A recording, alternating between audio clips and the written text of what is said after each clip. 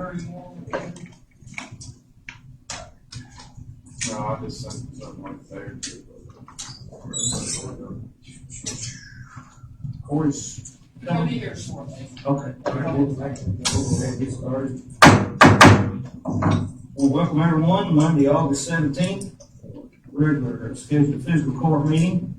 As we go to take care of the county's business, Mike, if you don't mind, go and say a word of prayer, please. Lord, thank you so much for this day that you've given us, and Lord, we just want to take a moment and thank you for all the many blessings that you've bestowed upon our county and its citizens, and Lord, we want to thank you for the much needed rain. Lord, as we go through our business today, I just ask that you be with us and guide us and direct us and grant us wisdom in the topics in which we discuss. And Lord, we also want to pray for those that are less fortunate and those that have lost loved ones and those that are battling sickness and other health issues. Lord, we just ask that you put your healing hand upon them, and those that have lost loved ones, Lord, we just pray that they look to you for guidance and wisdom and comfort in their time of need.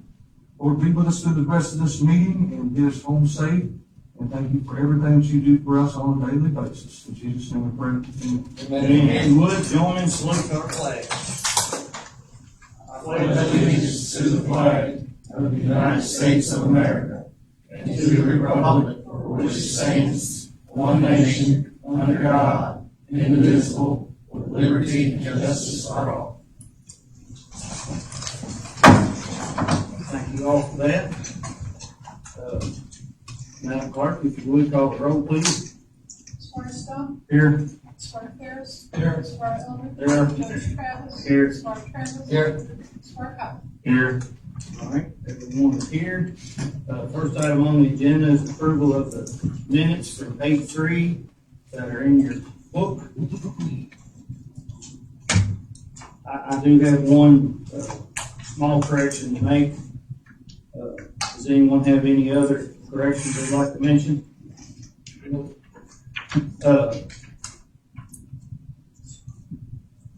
Well, we can approve them, and then I'll make a motion that I'm going to make. Basically, well, we can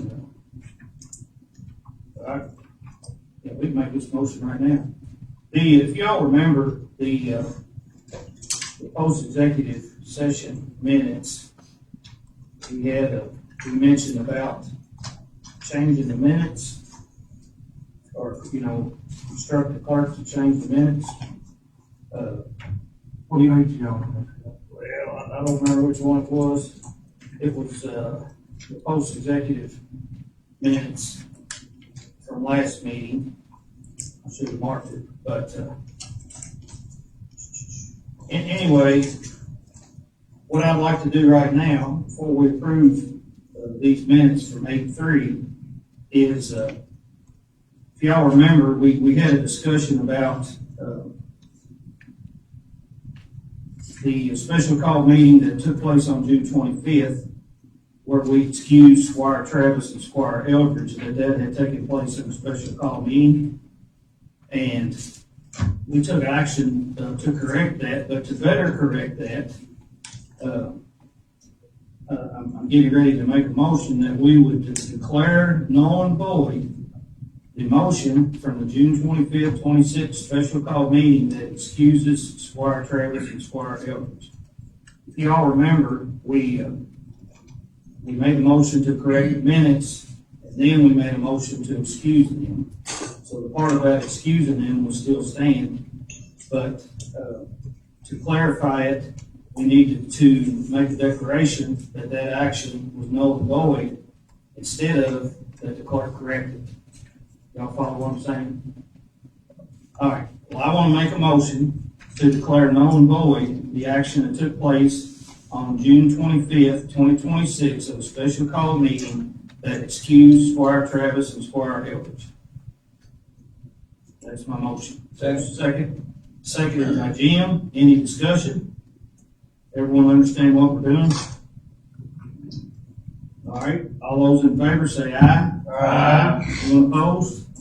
Motion passes. Now I entertain a motion to approve the minutes as presented. unless anyone has any changes. Second. Or I'll make a motion, you second, you're fine. I'll make a motion to approve the minutes as presented, seconded by Mike. Any discussion? Are you talking about the August 3rd? That's correct. Yeah, the August 3rd minutes that are in our packet. Okay. Approve them as presented. All right, any other discussion? All right, all those in favor say aye. Aye. Anyone opposed? Motion passes. We do have, sanitation district minutes in our book. I don't know that we need to approve them because they're y'all's minutes. But they are in our book, so thank you all for that, and we are honored to have, I believe, the full sanitation district with us tonight. Y'all of them tonight. All right, well, I'll catch y'all here in just a little bit. So, but your minutes are in our packet for us to look at. We have communications from citizens. Would anyone, and I know Ms. Klotz, we got you on the agenda, so you'll have an opportunity here in a moment. Anyone here in the audience like to address the fiscal court? Yes. Ms. Foster, you can. Yes. On 7/29, I'm Tim Foster, I'm a one family guy. On 7/29, I sent each of you guys an email. I hope that you got it. If you didn't, please let me know. Just talking about Tanglewood, and how long it was in the community open, so you guys will have a good full support on the road. So, if you didn't get that email, please let me know, and I'll be glad to make sure I put it again. If your help will be very appreciated. Thank you. All right, thank you. Anyone else? All right, we'll move on from there. Next on the agenda is the communications from, well, I've got the tax rates. I know we have Mr. Richter here from the library. I guess we have you under a presentation or have the tax rates, not necessarily you. But, if you don't mind, just, I'll tell you what, stand up. This is Michael Richter. If you'd like to, just address this. I hate to kind of doing this backwards, but he's the new, whatever the title is, in charge of the library. Thank you. Yeah, I'm the new library director. This is day number 12, I think, that I've been there. So, tax rates should be in your meeting packet. Libraries continue to take compensating rate the same they have for the last 17 years. So that is, that's the gist of the library information for you. We'll have an annual report done in a couple weeks, and when that's all finalized, I'll come back and give you kind of a rundown of what's been going on over the last year. All right, that sounds good. Anyone have any questions for Mr. Richter? He came in my office. We had a nice discussion one day last week, and I'm excited about working.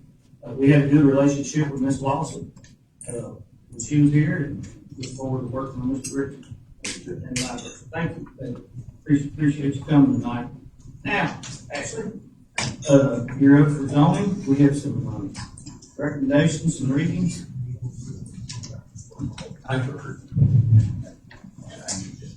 So I have the second reading for Sandra Joel requesting Ag 1 Agriculture to Ag 2 Agriculture on two tracts of 5.04 acres and 5.215 acres located at 1710 Rooney Road. Commissioner Osborne, I make a motion to recommend to rezone the application of Sandra Joel requesting Ag 1 Agriculture to Ag 2 Agriculture on two tracts. Tract 1 consisting of 5.04 acres and tract 2 consisting of 5.215 acres located at 1710 Rooney Road. The recommended land use map in the comprehensive plan recommends low to medium density. The change would be in compliance with the comprehensive plan, and there is no one here to speak against it. Commissioner Bentley second, Chairman Brown roll call, Administrator Welch roll call, motion carries. Motion to approve based on the facts and findings of the planning and zoning commission. Second. All right, we have a motion by Zach, second by Mike, to approve this zoning recommendation based on the facts and findings of planning and zoning. Is there any discussion? Hearing none, all those in favor say aye. Aye. Anyone opposed? Motion passes. Do you want to do the first reading, or you want to wait on the first reading? However you want me to go. I've It's got up. 4 things under this. Okay, go ahead, continue. Yes.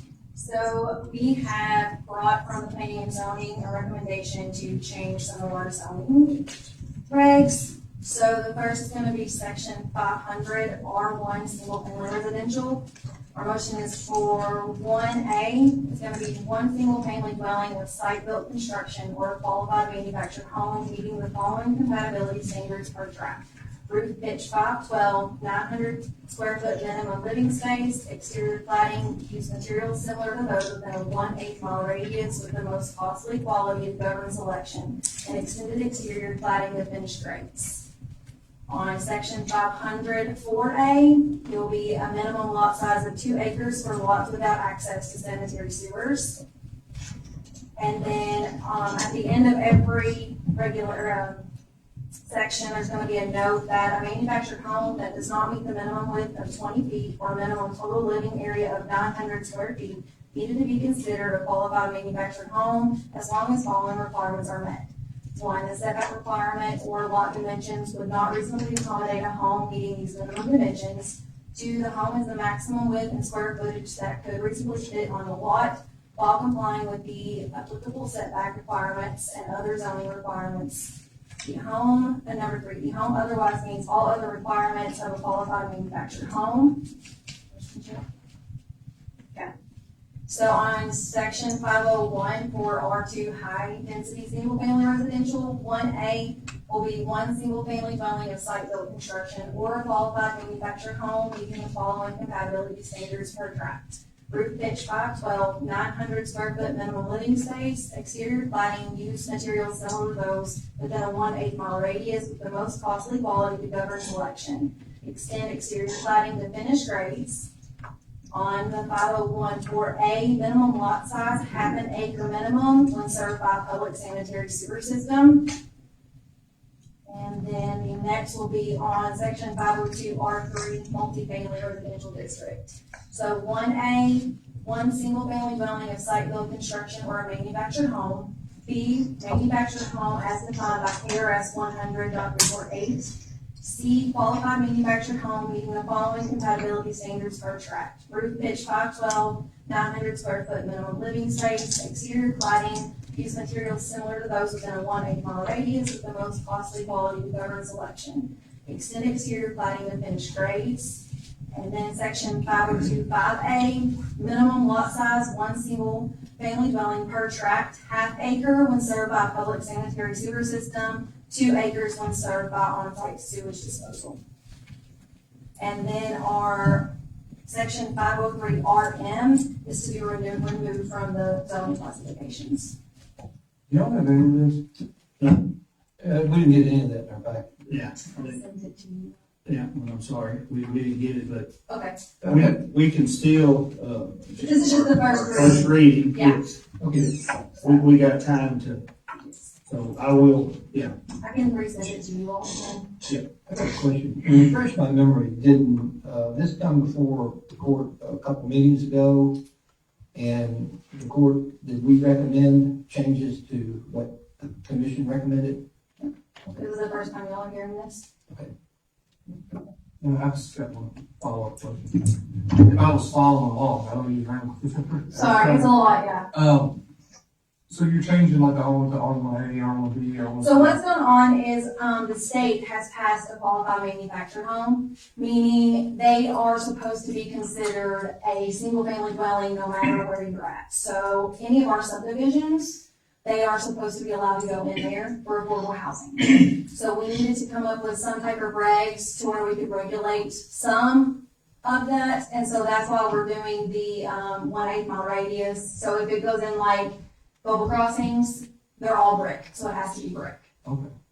And then was you reading there that it's like a blanket over all of the R1, regardless of whether it's manufactured or stick-built or not? We can no If longer, it's gonna be on-site sewer system or, or septic or whatever, then it's gonna go blanket to 2 2 acres. that's Unless, what they're asking for. Yeah, that's a proposal that we can consider. right, well, I just wanna make sure it was over all of them. Huh? I said, which would be detrimental to, Do you know why the commission recommended 2 acres? I know a instead couple of 1 of acre that the- we've had for years? A couple of them had discussed the, septics where they are failing, a lot of them are failing, to give them more land. That way they could fix their septics and their lines and all of that they need. We did have a few that have come through our office that they've had to purchase other land from their neighbors to be able to fix theirs. So that was why they recommended it. But whether you change it or not, they still have to buy an acre. That's not really fixing that problem. I'd recommend that you tell the commission that, we need, exactly how many septic systems have failed and why they're, going to 2 acres instead of 1, which we've had for years. And. What do you mean, the ground? They have direct surface water discharge systems now, it takes a 10 by 10 area, you don't need no ground for the repair area. So And then, most of our systems don't have. How many systems? We're operating. You can put them on right now. You can for 15, 20,000. Let me just add this. Buy to some the extra number, so ground, I put can't another take system anything and back see what from it costs. anything you just You said. should do that for, Are do that in lieu of buying another acre. they considered a system failed because it has a small leak or a system completely failed? Their system, there's a few of them that I know their system completely failed. I am not a whiz at any of the subject stuff. I just know what's come through our office and then what some of the planning commissions have heard. Yeah, it was just discussion. Mhm. But I mean, the way this will work is this will be a first reading, and then we'll get all the documentation, and then actually we'll decide when we want to have our second reading. It will Because we'll be, have to advertise it and so forth. We may need another couple weeks. okay, We don't have nothing, it's horrible idea. The idea behind it is the Affordable Care Act, or Affordable Housing Act, they've been passing through, and they're taking this with what they're doing, and I understand what they're doing, but adding another acre of ground to it takes the affordability part of it out of the Yeah. equation. Is this, you already had this listed for a second reading on 980? Blocks are out, Elm Creek are selling for whatever, about 85,000. Really, the same on average. the reason, I needed to go through quick is because July 1st is when that qualified manufactured homes went through the state. So if somebody was to come in right now and they wanted to put something, we don't have anything in place for the qualified yet. Well, why did that all get bunched together, which I understand a manufactured home is considered acceptable in R1 now, but I don't know which sections are which, because we don't have that, let's say that's section 500. Can't you still have stipulations for R1 with the manufactured home? Like, y'all bunched all this together, multiple things, why did it get done that way other than keeping it separate? So it is separate, we just needed to add the qualified in there. So your R1 is still the same, it's still stick built, but now they are allowed to do the qualified in it as well. Yeah, so what I'm saying, are you gonna have another section there, say everyone said yes to this? Would it say R1A, or it's just all in R1? The manufactured home part? So it's just the A part, so if you Alright, that's do, what I want to know. yeah, it's just, R1A, if you put a manufactured home on an R1 lot. Yeah, now explain how an HOA affects this also. so, my office does not enforce the restrictions on subdivision. That's correct. But if there is restrictions and an HOA, anybody in that subdivision can take them to court.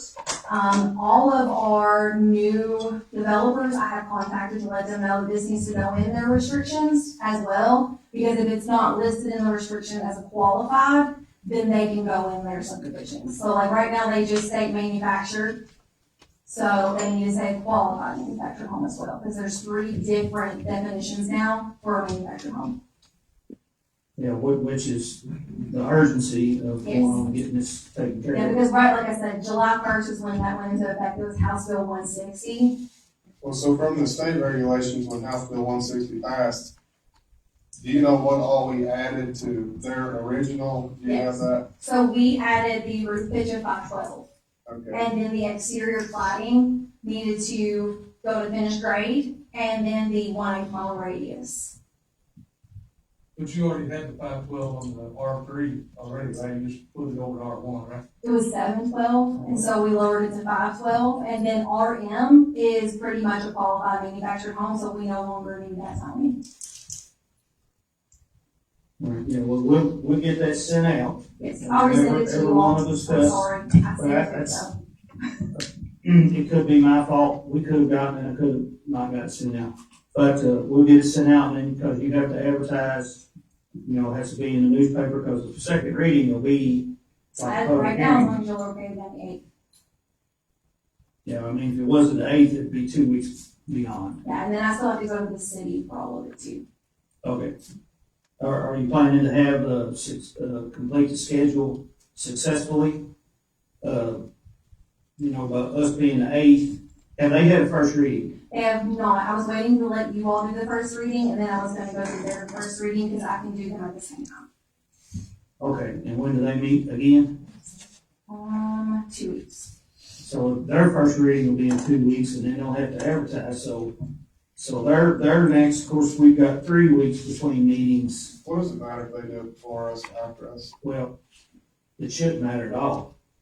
That's what I'm This all trying, just come up first. I'm trying to buy us a couple more weeks if we need a couple more weeks, because I don't wanna hold, Well, I would think We're gonna be we done. can see the urgency of how detrimental this would be, and we don't need another couple of weeks to figure that out. okay.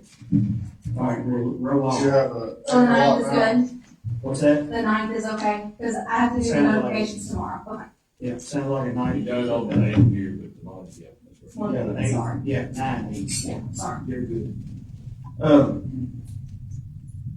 The moratorium, I Yes. think the city did pass that. So you all passed it on August 3rd, the city passed it August 11th. The first day of the 108th day resolution was on August 12th, and the 180 days will end February 8th. Which we have an advisement committee meeting tomorrow, and that's one of the things that we're going over. And what that is, for the community, is that the city and county have passed a 180-day moratorium on data centers. So that's what that would be, that'll be interest, most people will be interested in that. All right, Hattiesburg. I know we discussed it, we don't have information in the book here, so I think it's not in there. It's not in here. Okay, I need Mr. Will to. We discussed Hattiesburg, and, so, we'll go ahead and get it taken care of, if we wanna go ahead and still get it closed. Yeah, we're still just waiting on the two, Okay, which I thought you said you picked. yeah, I got that all lined out, and, who they are, and then Ashley went through the process the other day. And I know you did print it, because I had it laying over there, but I didn't get it in the book. It's okay. Sorry about that. But nonetheless, if we would like to make a motion tonight to start the process of closing Patton Spur, I think we did that forever ago, but I'll make that motion. I don't remember if we made that motion or not, so. Anyway, so we have a motion by Will, second by Mike, to initiate, the process of potentially closing Patton Spur. That's your motion. Any discussion? All those in favor say aye. Aye. Anyone opposed? Motion passes. So the process will be that then we will, I'll get the designated, folks that are uninterested, disinterested parties and the road foreman to go take a look. And then they'll come back like we did in the You'll last. appoint them at your next report meeting. Yes, yeah, we'll get them appointed and we'll get that ball rolling. So, all right, that takes care of that.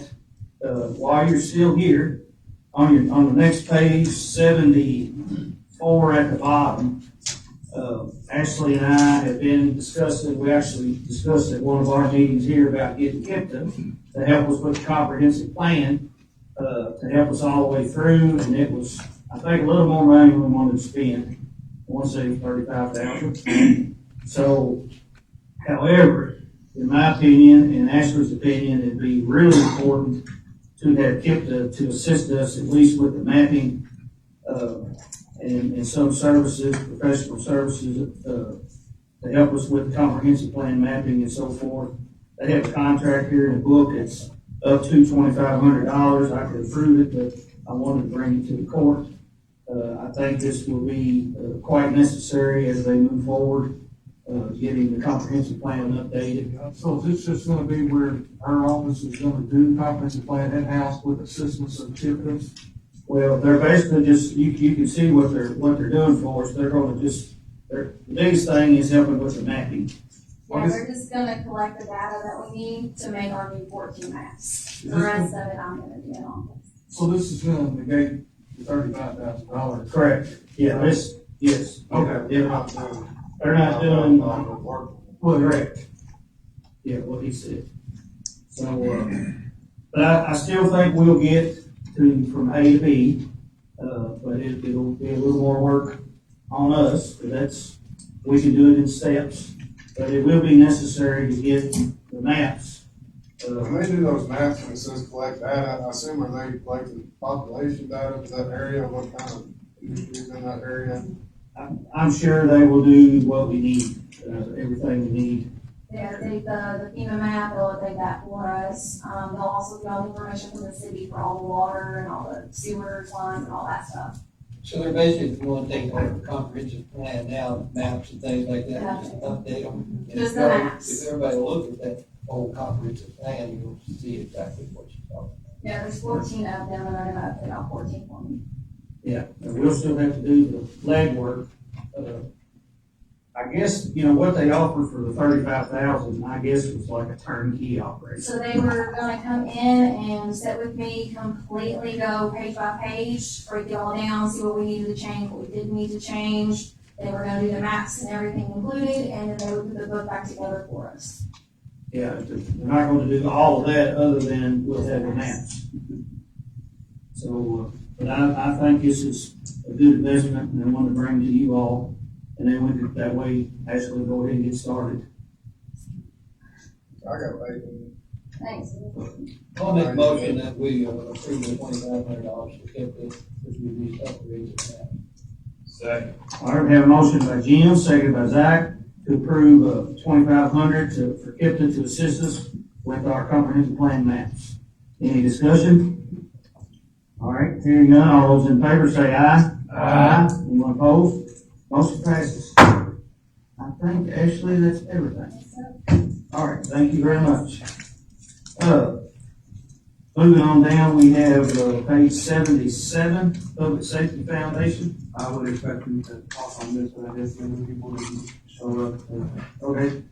to this, they came to you all a few months ago, asking for a donation to support the Public Safety Foundation Gala. And we were told to wait to see what the city did. We did receive a donation from the city, so we're just going back, to see if we will, I'm not sure if the city contributed 6,000. I don't remember, I think they gave some paperwork last time, that said what they was looking for and what they had and represented, but I assume you probably don't have that since you don't write this. I think it was around, we were gonna ask the city for 6, and we were told to wait to see what they decided to give and bring it back to you all. Well, Valerie and I were studying the line. She has the lines there. And depending on what we call it, of course, it's not fair to call it the chamber. It's not fair to call it tourism. We have a community events line that only has 4,000 in it left. Because we gave Oktoberfest 8 and we gave Christmas on Main 3, and it only had 15 to start.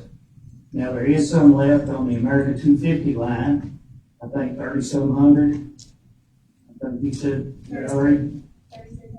And then I don't know if there was another line that could be available, that you and I agreed on, without taking from, which all this is in the general fund, we could take it. Somebody would be short elsewhere. Now, there'll be nothing left in the community events. Do you know how much the city can vote?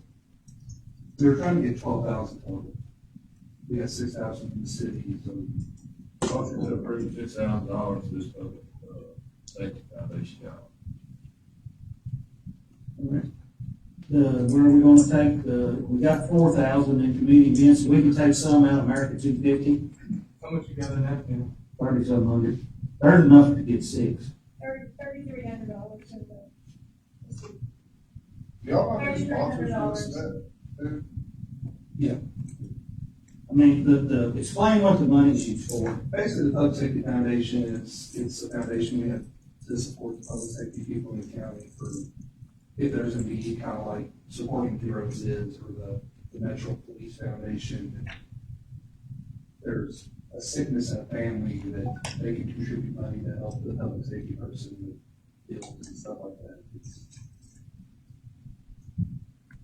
So, I mean, It supports your public safety people, and Spencer County only supports the Spencer County public safety agencies. So you want to thank you for America 250 and community events? I mean, there's enough to get 6,000 by doing that. Now, okay, we have a motion by Zach, seconded by Mike, to approve funding 6,000 for the Public Safety Foundation Gala. And, 4,000 come from the community events line and 2,000 come from the America 250 line. So that'll be a transfer that we'll do, that we're doing right now. And September 12th, at Deputy Creek, Galley. There's still a few tickets left. So we're good?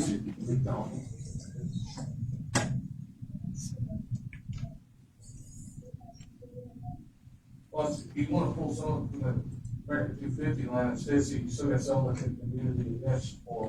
When if any events happens, we pull out the 250 line. Yeah. Okay. As long as we're making the transfers, it could get covered.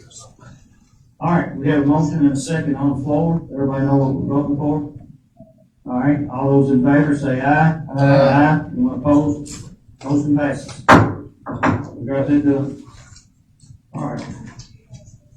Next, we have, Bill, and your group, we have a couple of bills here from the, HMB. I would invite you all, if you would like, to report anything to us, or y'all just watch it. We'll go a little brief report, if that's okay. Come right up, this is a good time. We, not passing out handouts. Don't have any big long speeches. You gotta be off lucky. This is short. Want to introduce our board members. Most of you guys, you voted on all of you, put them on, but you haven't met them all. So, Todd Becky, Becky, and we have Matt. Which everyone knows Eugene, everybody knows Patty. So now you can hear about a board member or have a question or something, put a face to it. I'm terrible, I like to have faces when I'm talking. Give you a little update on the, how things are going. They're going well. We got a generator in next week, and that's going to be delivered and hopefully be hooked up soon. We have the new UV lighting in. The green cost $78,000 to be That's what it takes to make it right. And it's operating now. So that should all be up and going. We're still in the $170,000+ range from that damage from lightning. But they folks taking care of everything. Things are going well there. The good news on the pump station and the force main, we did them out as one and we did them out separate.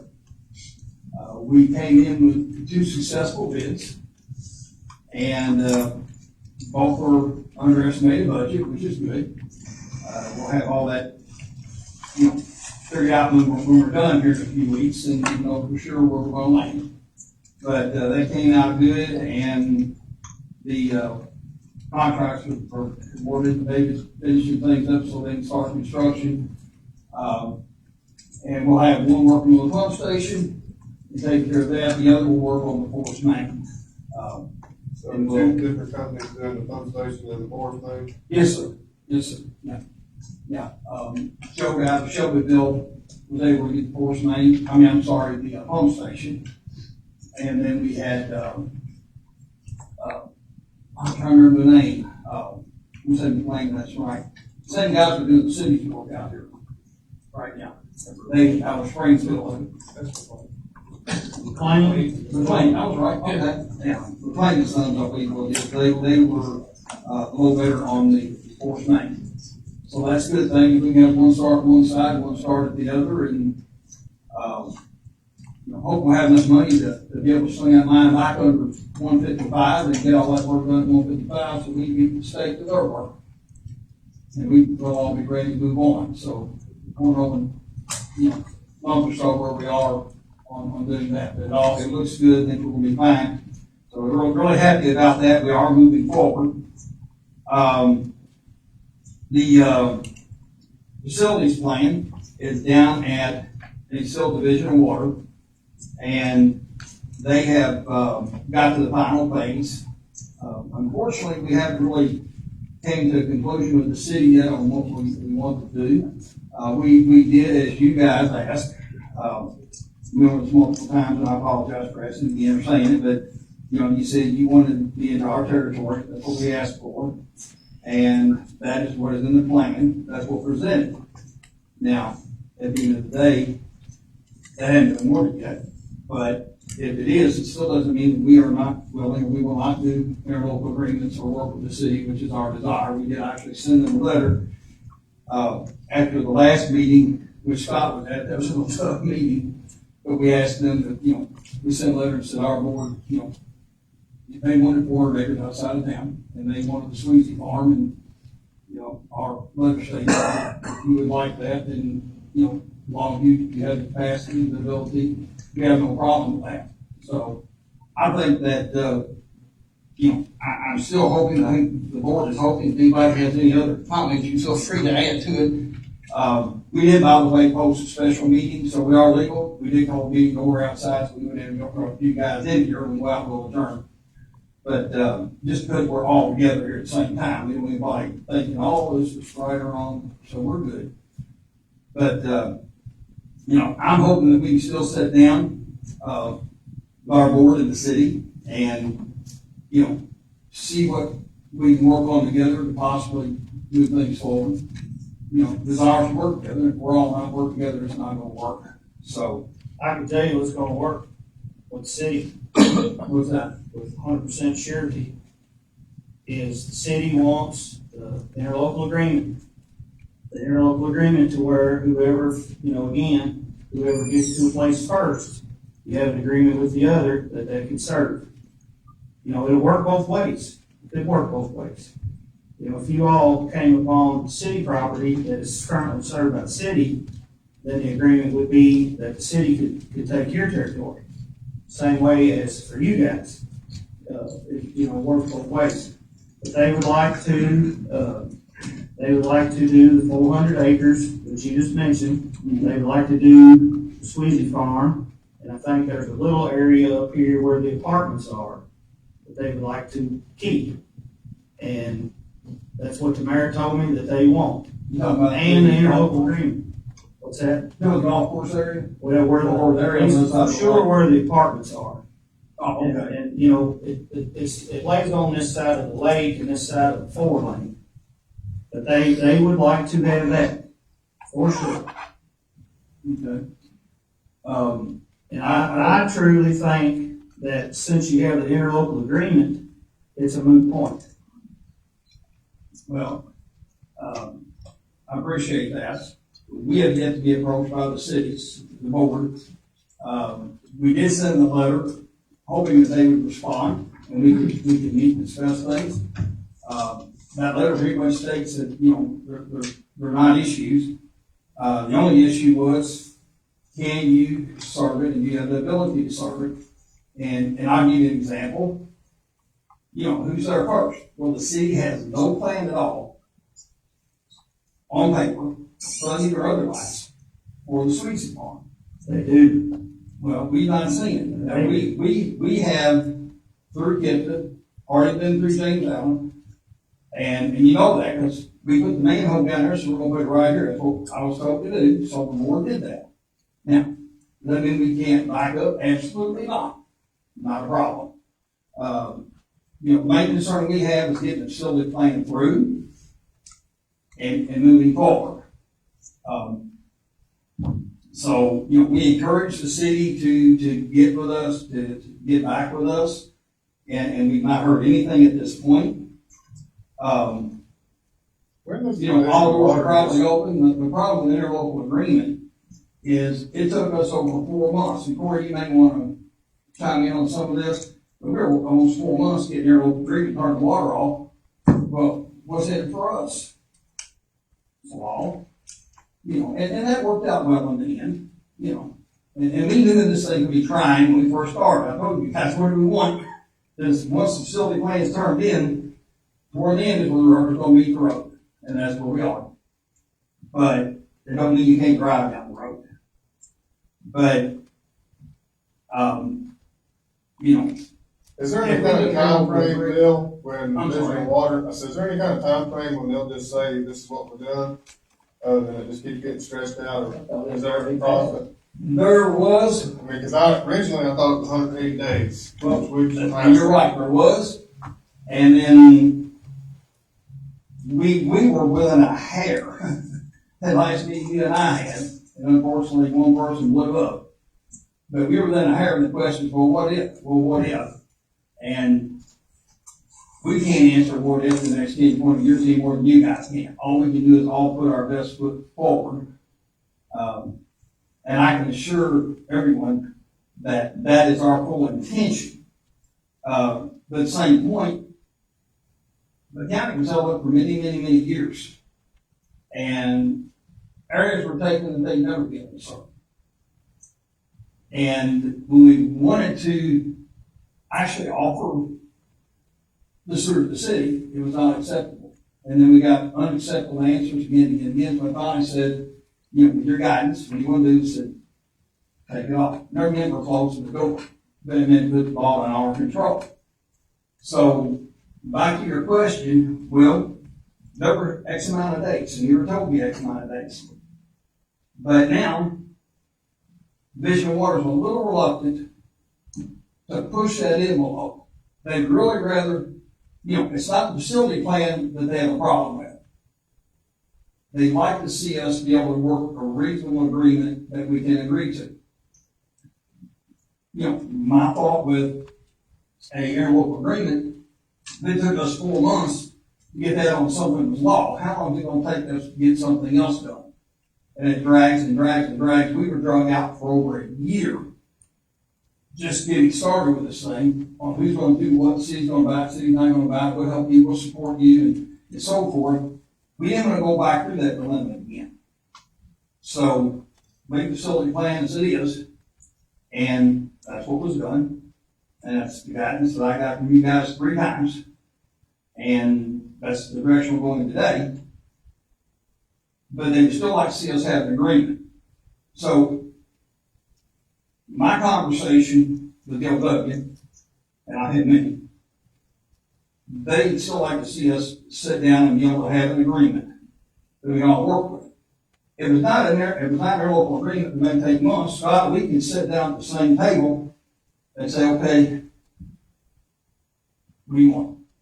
And, you know, then work out our agreement. And the city mayor can say, hey, we agree with this and we want this. And sanitation district says, well, we agree with this and we want to do this. And the judge and I can stand side by side and say, we're in agreement. And the whole bunch of us are okay and we'd like to do this and we'll work on their local agreement. At that point, they'll move forward. But they don't want to get to the point where you get public comment, because we've had one public comment where everybody came here. Then they sent a comment. Well, there's another one on the back end, tail end of this thing, where Division of Water puts out their paperwork and there's time for public comment. Well, if it gets on to a big fiasco over here, they'll still make the decision. We may like it, may not, city may like it, they may not. None of us may not like it, but that will be the end of the discussion. Now, you know, the thing I don't want to see happen, I'm saying I'm not speaking to this whole board. You guys say what they want when they like. I don't want to see the city bickering and arguing and us bickering and arguing. I say SCSD, I speak to you guys. And things aren't working well. That's happened for many, many years. You know, the city has a lot of issues they need to take care of on their sewer. And I understand they're trying to work on that. But this needs to work, it needs to be cohesive, and it needs to be Spencer County as a whole. All of us. So, you know, hopefully we will move forward and get the facility plan done. I'm hoping that the city will come back to the table and you know, they've never been to only one of our meetings, that's when Joe came and we were discussing the maps and stuff and left.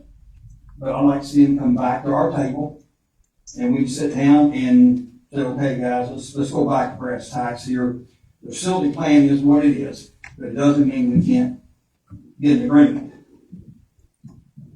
My understanding of where you are right now is that, and I'm not speaking for the city, I'm speaking what I have heard from the city say. You heard more than I have.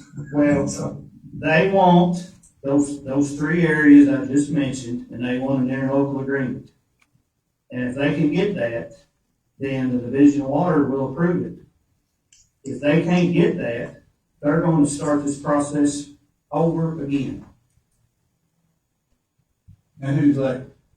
Who I said, this is what the city said, this is where the city's position is. How's the city start up the process over again? It's not Yep. theirs, it's our side. I'm just telling you how if you can believe or disagree, believe or disbelieve what I'm telling you. I'm just saying what I have gathered from hearing the folks at the city talk and speaking with Division of Water folks.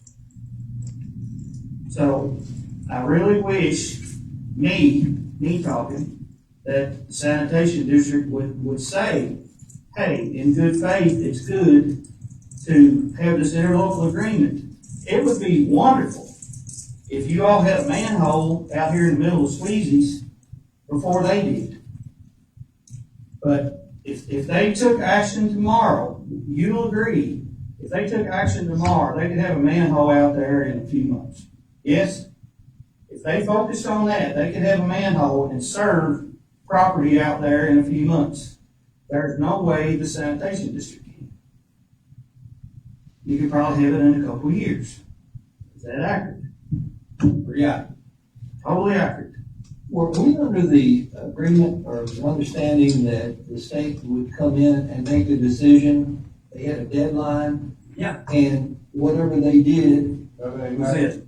yeah, Well, they're about there. what happened to that? It's still happening. I mean, They're that- backing up a little bit, I hope that we can work something out a little more before they have to do I that. thought if they made that decision, then it would be in favor of the county. I don't know how to not be in the favor based on all the information that's there, but you can't second guess anything. If they made a decision, if they were in favor of the county, like giving that land to the county's service area, that's kind of what the thought process was back in May when we were anticipating that 180-day deadline, then making a decision. If there is an interlocal agreement with the city, that's part of the other reason too, if the Division of Water goes ahead and gives the 450 acres between those three parcels to the city, you don't need an interlocal agreement, it's in the city service area. And the thinking was the Division of Water would make a decision, and they've, the past 3 months, declined to make a final decision, or at least get the ball rolling on that final step. So So where do you think they stand now? I have no way. Why doesn't the sanitation district, you kind of agree, I don't know that I agree with getting a full blanket of interlocal agreement for everywhere in the county. That's all I'm saying, but if they want these 400 acres of, why don't y'all draft an interlocal agreement or a proposal that says you can have all this and see what they say. We sent them a letter. We sent them a letter, And a proposal saying you can have everything. Yeah. it's in our minutes. It wasn't an official interlocal agreement, but there were letters sent to the city. Well, maybe the official one and send it, if they won't play ball, just tell the visual or they won't play ball. Well, you didn't send them a letter saying they could have that ground. Yes, sir. You did. Yes, sir. We sent them a letter, Corey, you may have on your computer, I don't know if you get it with me. But yeah, we said that, provided, that if you have the capacity. So here's the whole deal, guys. Now, let me finish that. Here's the deal. We can give them whatever in facility plan they want. This backs up exactly to where you were, or your dad probably, I guess, on South Lake Nation, when the city said, we're, developers put up this much money, and we'll get the money and do this much, and we'll expand the sewer plant, handle the sewage. Years went by and they didn't, and Common County went south and there was a lawsuit, and the city lost it, they still lost it.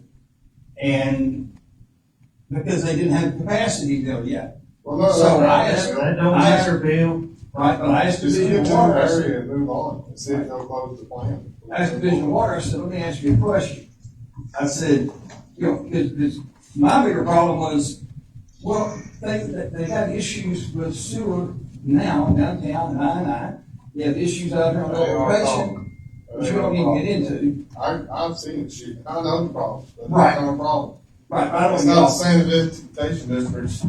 Yeah, I don't want to get off the wagon there, but they have issues, and I'm thinking if they get 400 acres out there, and they don't resolve the issue, and they're still having problems in that area, or if they get the Sweezy farm comes down around the flood wall, into the 12-inch main, 6-inch main, they gotta separate those. Still ain't your problem. And if somebody comes out there and they wanna build, you get a plan or something out there, we don't have a sewer there, we gave it to the city. The city can't do it, there's an issue, and I'm thinking, do we wanna give up if they don't have the capacity? Which they do have capacity, they can make capacity, but they got 2 choke points, so they haven't fixed their choke points. Then, But they're how's that planning gonna to, happen? Bill. They're planning to, Bill. I know, you let me finish, I'm almost done there. Well, And the Mr. told me, he said, if it comes to a point to where they don't have a control point fixed, or they don't have the capacity, you get an area or not, we're not gonna get permits, we're not gonna allow the sewer. Well, that point comes between the developer, property owner, and the city. So we might, you know, at that point, okay, I get it, you know, we're not here to worry about who the source was. Now, originally, when we first started talking about the facility plan, you guys were talking about taxes. Because when you give the city property, like Sweezy Farm, they're getting all your insurance tax. Well, you add another 400 acre, that's a lot of money. We kind of didn't math see what that was. But thinking about that, think, okay, that's what you guys want to do. That's not our decision. We're running sewers. So we backed out of that. So the question is, okay, we back down where we have the facility plan. You know, we're almost home. We're ready to build a sewer plant. We move forward. And the board said, you got that, Corey? Okay. But there's a letter there, I'll somebody to read it for me. But we told them what we could do. And, you know, the thing broke up, remember Scott was David said, well, so what if y'all decide that it don't work? he's gone. Yeah, he's gone, but there may be another way, there will be gone. You know, I'm ready, our board, I believe, is ready to sit down with the city. You know, we tried this 5 or 6 different ways, and it just hasn't came back and worked. And, you know, discuss the properties. And my question to you guys is, we can give up some areas. Are you willing to give up that tax base? You're gonna lose a lot of money. That's a decision you need to think about. You guys need to decide, because once we give this up, we say it's a city, it's third area, we have no more say about it.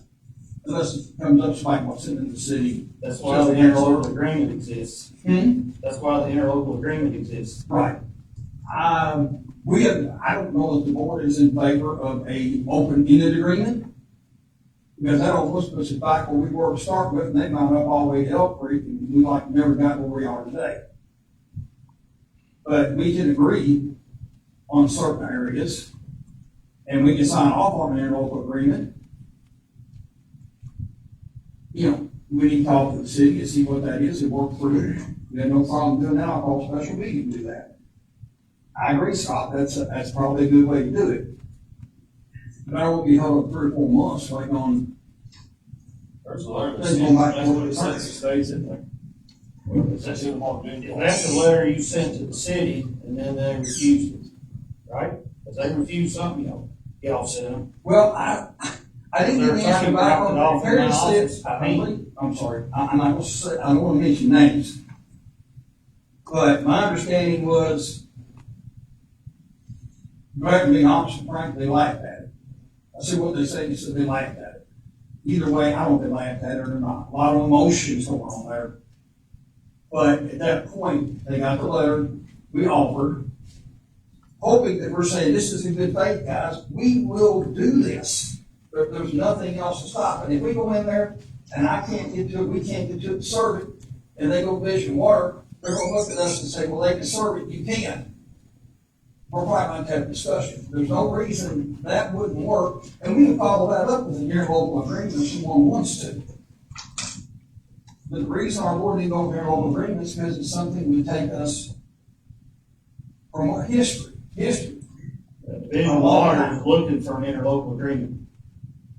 Then the city can go to the sanitation district with that, and then this body can then approve any agreement there. We get our local agreement with the city, do this, I think it'll move forward fine.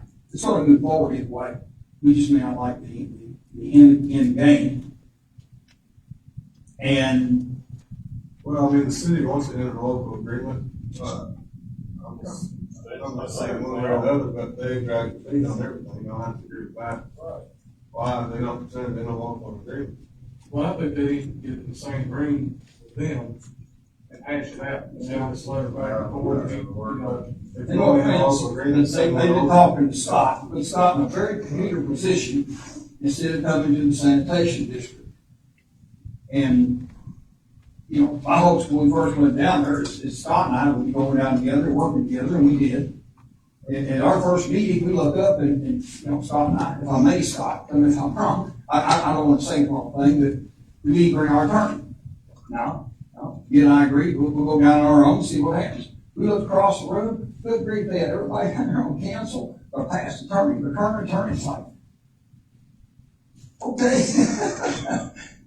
It all worked out okay, we moved forward, but, you know, some of that was enticed, I believe, you may agree with me, Scott, by people that are no longer there, and no longer in control. So things have changed, I think they've changed for positive. Again, that is a very good faith letter.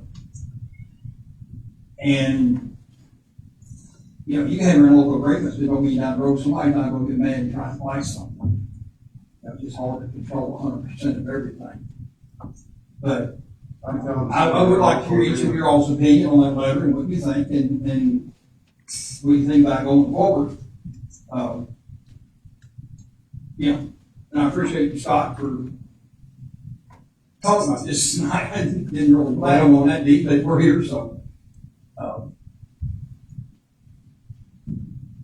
I mean, I think if they're asking for a blanket interlocal agreement across the whole entire county, I think they're far from the wrong stick there.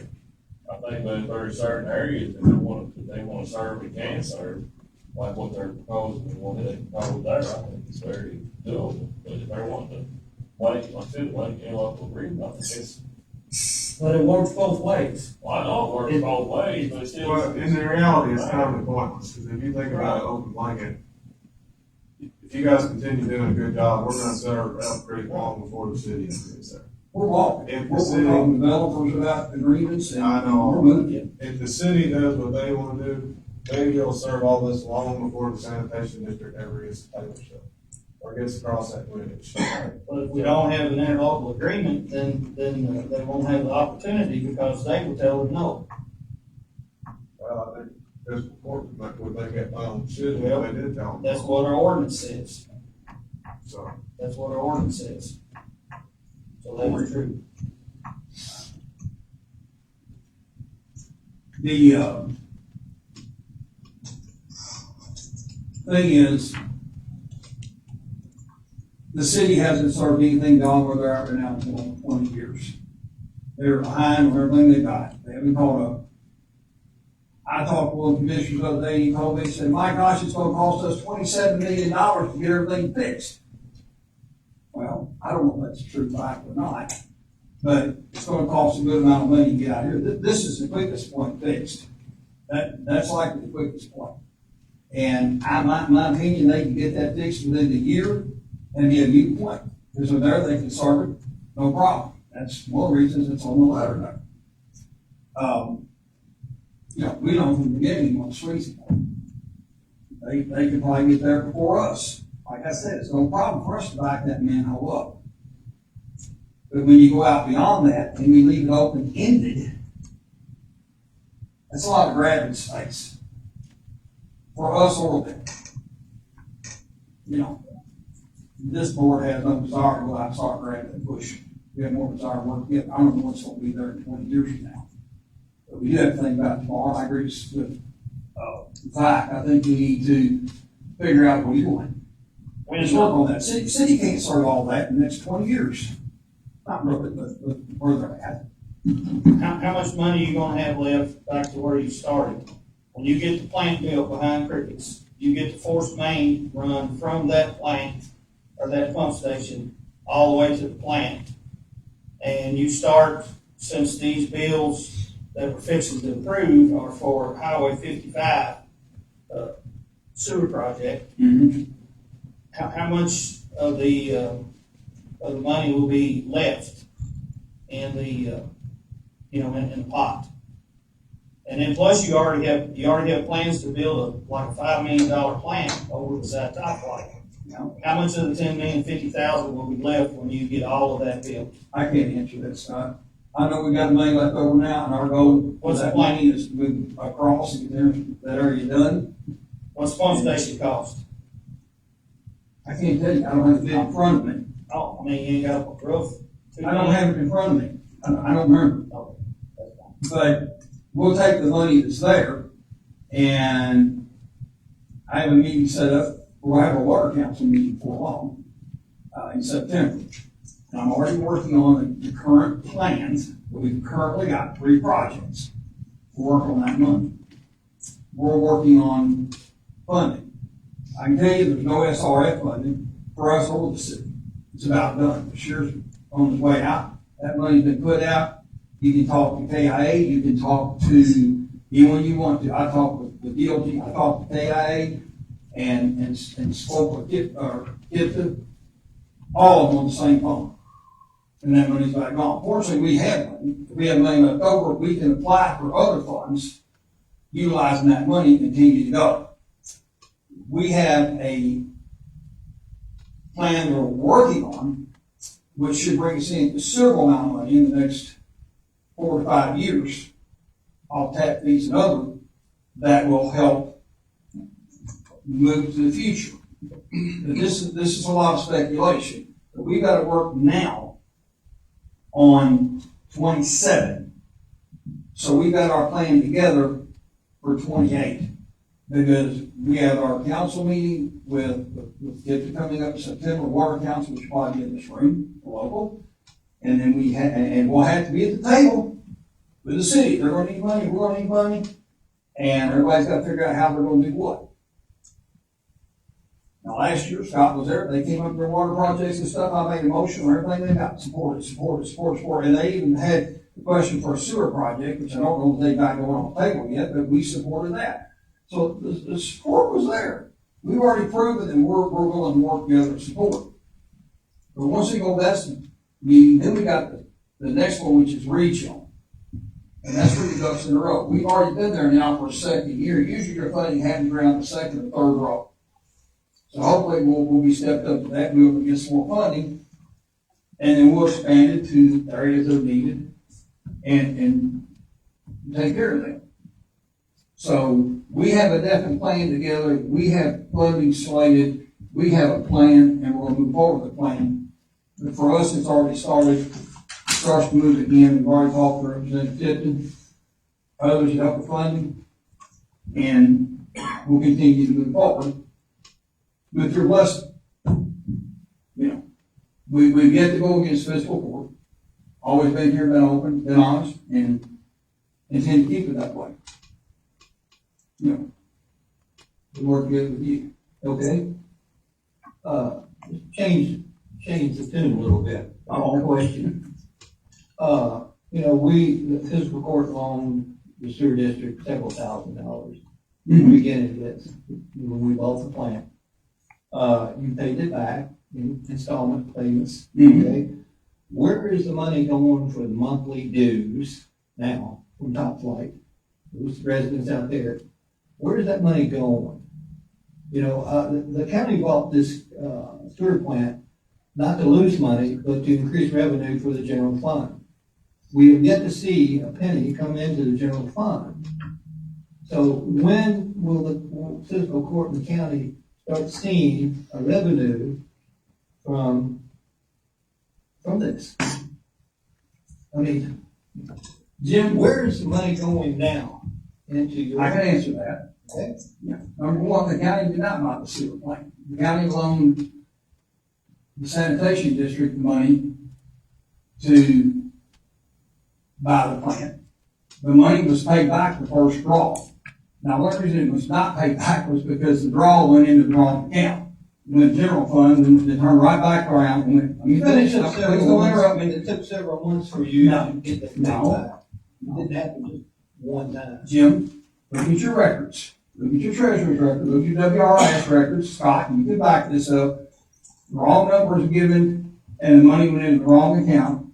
So we got the money to buy the plant and that money was paid back with WRIS money in the number one draw. I can get you that record over in our office, or Scott has it, because you all wrote the check. That $500,000 or whatever it was paid off and done. Now, when we had trouble with our billing system, you loaned us $40,000. Took a few months, we got that lined out and we paid that back. Now, a lot of money, hundreds of thousands of dollars have went back into that plant to bring it in snap shape operation. And that was done. We took some of the WRS money and we purchased land around it, which gives us room to expand in the future, so we're not stuck for value down the road. What are we doing with our current monies that we make off of the monthly payments? Until we raise, I'm coming there, Jim. Bear with me. Until last year, when we raised the rates, we were about $600 a month in the hole because the rates had not been raised soon enough to suffice the cost of running that plant. We did that, and now they're sufficient.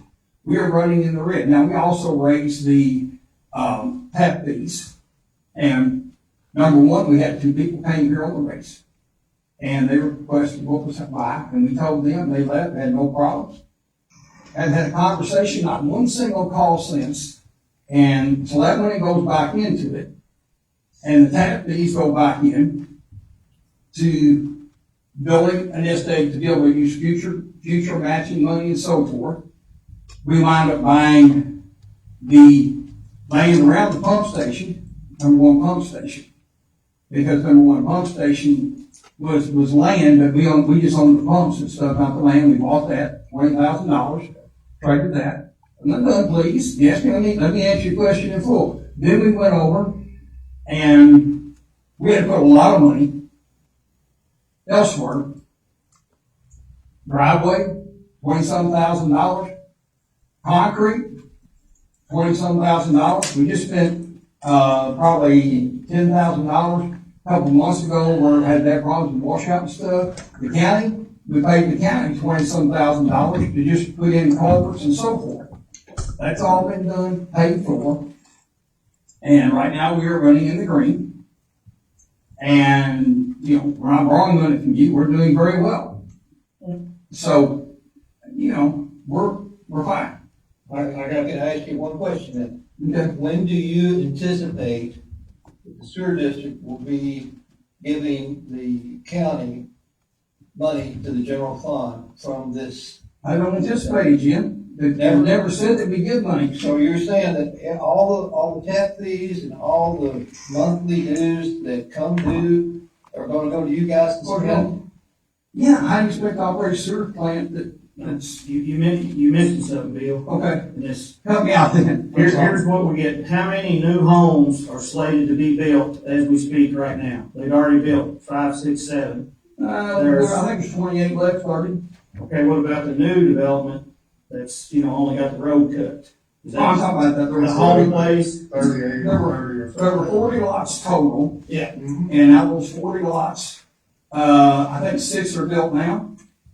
Well, He's so talking that's, about the new section they just started. Well, there's Yeah. 40 including, so but that new section was actually part of a whole section, then we did 13 lots. Jim, that's our payday.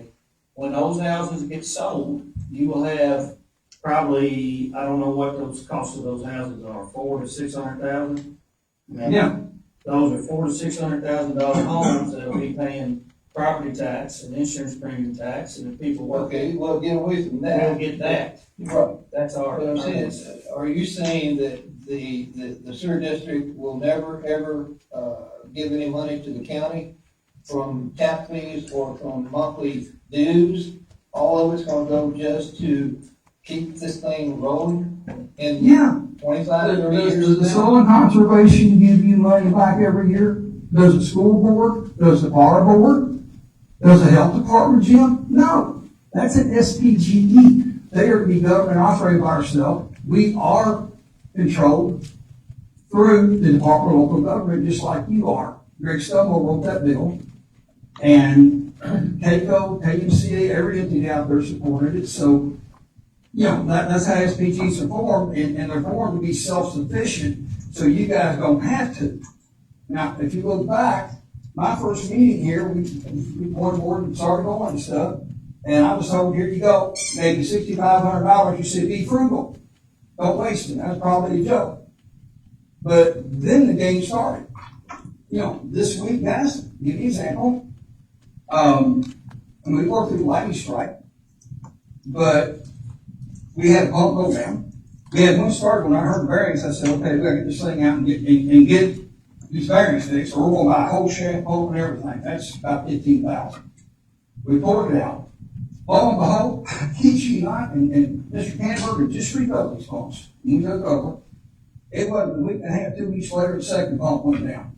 Now I've got to call Blue Tank in here. We had to call Blue Tank in here. We're paying $2,500 a month for a pump that's out there and running. Well, we had other issues with other items there. And we spent thousands. We're still in the green. We're doing that. That's because we've been frugal and like you said, and we've saved. And that's how you have to run it. But in the next 10 years, we're going to have a 200,000 gallon plant here. Probably be looking at expanding for another 100 to 200,000. You know, electric bills, $1,400 a month. All this comes out of that money that we have. You're probably talking about a profit of $20, $25 an hour. So you're saying, We looked at that. do you anticipate that the county will never make a penny off the sewer district? You'll get a lot of money off of it. Like Scott said, you're going to have taxes I'm on houses. not talking about property taxes or anything like that. I'm talking about sewer tax and monthly fees. No.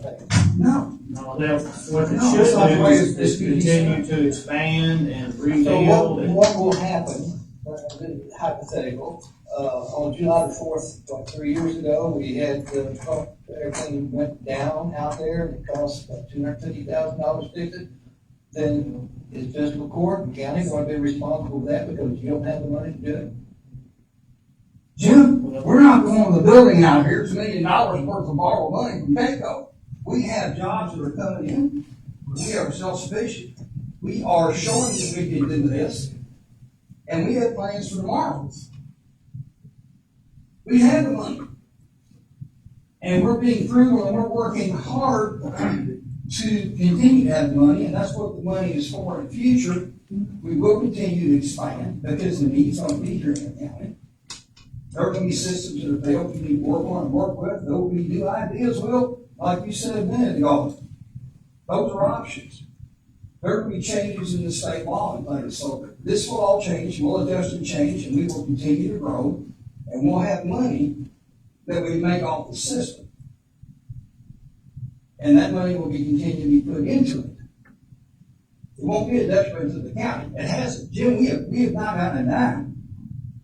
Not a dime from the county that we didn't pay back. We're not asking for any more. We've not had to borrow to build what we've got. We're building what we got off of grants and hard work. Well, it was a $10,050,000 Good start. head start from Oh, heck, the yeah. state budget. You know, when all this started, and I think everybody on this court, not even court before, was under the assumption that this would be a revenue generating thing for the county, not property taxes, but on the sewer itself. At least that's what I thought. All right, well, in the need of moving on, we need to move on, so. Can I say one more thing? Yes, sir. Would one of your members, be present at each one of our meetings when something, when your minutes are read or anything like that? At future fiscal court meetings, would you see that one of your board members or you be present to answer questions? That's very difficult, Jim. Now, I'm not saying that we couldn't. I mean, that's why I come here and give you quarterly updates. And we have done that. We've always answered questions. When our finance will be checked, we brought it here and you checked it, you got your answers. And I can appreciate that you're doing your diligence. Yeah, if we can work it in our schedules, then we can definitely, one of us can try and be at your meetings if you want us to. Thank you, Patty. I make a motion to pay the HMB bills, one in the amount of $25,600 and the other in the amount of $38,400. Using WRS funds. Yes, use the WRS funds to pay the HMB bills. A motion by myself, seconded by Dan. Is there any discussion? Everybody know what we're voting on? All right, all those in favor say aye. Aye. Anyone opposed? Motion passes. Jim and I put you to the task, and I can appreciate Jim getting answers. But I'd like to get off the subject a little bit. I'd like to publicly congratulate Jim. He won a pretty good award here the other day on your line. So, you know, brought some awards home to Spencer County, and so did Roger Moore, who unfortunately is not here tonight. But I take great pride in you guys. If you're working hard like that, they done a good job. Congratulations. It's a hobby. Good hobby. All right. Thank you, Bill. Ms. Klotz, you're up. Next. Good evening. My name is Cheryl Klotz, and I've come in a couple different times and talked about Tanglewood Drive. In previous meetings, I've given you documents showing that Tanglewood was approved by planning and zoning, approved by fiscal court, dedicated to the public, bonded, and then the county facilitated the bond collection. I've given you a letter from Darrell Stevens, Planning and Zoning, from January 7th, 1986, stating that the top portion of the road had been inspected, and that was 1,245 feet of roadway. I've given you several examples of other roads in similar situations that were adopted into the system without being up to county standards. These include Pilot's Way in 2014, Elk Chase in 2019, Walnut Grove in 2019, and I've been asking for equal treatment for Tanglewood Drive. Our county attorney, I talked to him, and he's indicated that fiscal court is legally able to adopt the road, but it would be at their discretion. I know the judge and county attorney have been checking into this over the past few months, and this evening I'd like just input from the judge and magistrates on where we are in this matter and what we can do to move forward. I'd especially like to hear from Squire Cotton, since it is in his district. If I may, I'll start off. I had, of course, Corey and I and Cheryl and I, we've had a lot of communication about it, as me communicating with you from time to time about it, and others. I reached out to the KCO attorney for advice on it, and basically, and of course, Corey agreed that we've already plowed this field once. He has with us, but nonetheless, can you find the minutes of record where it says fiscal court voted to take the road on as a county road? Those were not in the minutes, so I found the time when they discussed it, and Coots at the time was facilitating the bond. And the minutes, basically, they were not too specific. They said Coots came and presented to the court discussing about the cashing of the bond. But basically, what I got back today is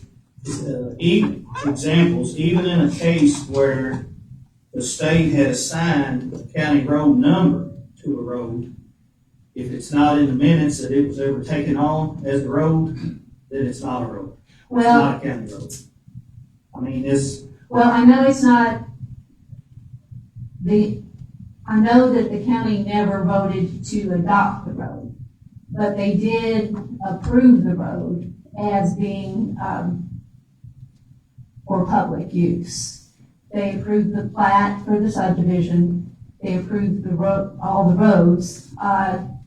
There was a statute, I think it was 1975, that said there will be no private roads in any subdivision. And that was, of course, before this development. So although I know it's not an adopted road, and I've not found any ordinance saying, yeah, we agree to adopt it, I found everything else that says we intend to adopt it. We have the bond, we approve the road, we cash the bond, or we collect, facilitate. Well, that bond was only on a portion of that road too, correct? The There's bond, 3 sections there, the bond was only on one section of that road, the bond was for the subdivision, not the road. not of course, the very beginning of the road belongs to the state. And then the portion, from the Mexican restaurant to the apartments is, that's the part that was inspected by Daryl Stevens from Planning and Zoning. But that section was not bonded. That section was not bonded. Now, of course, we know back then, bonds were new, and they were doing all kinds of things that they were not So essentially, yet. the very back section is what you believe to be bonded, correct? Right. Yeah. So Tanglewood Drive all the way down and all the way back. Now, there were actually other roads back there that were planned too.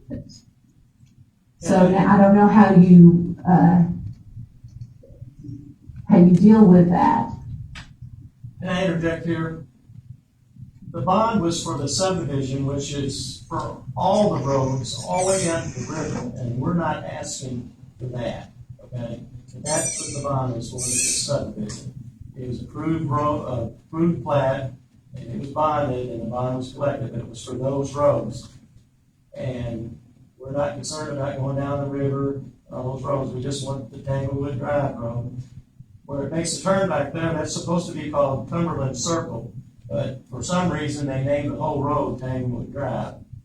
But yes, the bond was for the whole subdivision. And we don't know when the bond was collected, where the money was spent. We don't know if it was spent from the top of the road down to the last house, or down to about where Ms. Fisher lives, or we don't know where it was spent. We just know that $50,000 was spent. I mean, obviously, it was blacktop at some point to the end, because there's blacktop to the end. Right. So, but again, I mean, the advice from lawyer Keiko today, if it's not in the minutes, then it's not a county road, or it was ever taken over. So what do you mean it's not a county road? Do you mean because it is a public road, it's open to the public? I'm just it's saying, dedicated to the public. if it's not a county road, then we can't maintain it. So what do you mean a county? A private road A road is that's open been to the adopted into public. the county roads. We can't, it's not in the minutes that it was ever adopted into a Right. county road. And that's what I'm asking you to do. So no bonded roads start as a adopted road. At one point, Correct. When it's brought to county road spec, we adopt it into the county road system. and then sometimes it's not brought to county specs, Well, And I've never it's seen this still- one do that. and it's still brought into the system, just like Elk Chase, just like Pilot's Way, just Yeah. like Walnut Grove. Some have in the past, but that don't mean that we have done that. Right. So, I don't know, because you're talking about 2014, but I imagine then the bond was cashed, the road was completed, Fix the issue. and then it was adopted into the county road system. So Now, maybe it's- you're saying in 1975 that happened, or 82, but, you know, how are any of us supposed to know that? So, I don't understand what you're saying, say that again? Well, the examples you made, and I don't know, because I wasn't there. Right, so, None of us L. was here. Chase, So say that road was incomplete, there was a bond on that road. right, That bond was cashed in with enough face value to finish the road. Fix the problem. That's how the road gets adopted into the county road system. well, I've heard that there wasn't enough money, and I do know that when it was adopted, Who told you there was- wasn't enough money? And I worked because on, I live next door to it, and so people were talking about it. on Pilot's Way in my first term, and that road was adopted into the county, but the road bond was held in case that road failed, and it did fail, and the road bonding money was used to fix the road after it was already adopted into the county road system. So there was still road bond money left after it was adopted in? Is that what you're saying? There was bond money on it, Right? it was held, and the road started breaking down evidently, and it kept the bond on the road for a few more years, and then the road failed, and they had to completely redo it. That's what the bond money was used on Pilot's Way. So going forward, Did the county spend any additional money on Pilot's Way in addition to? $11,000.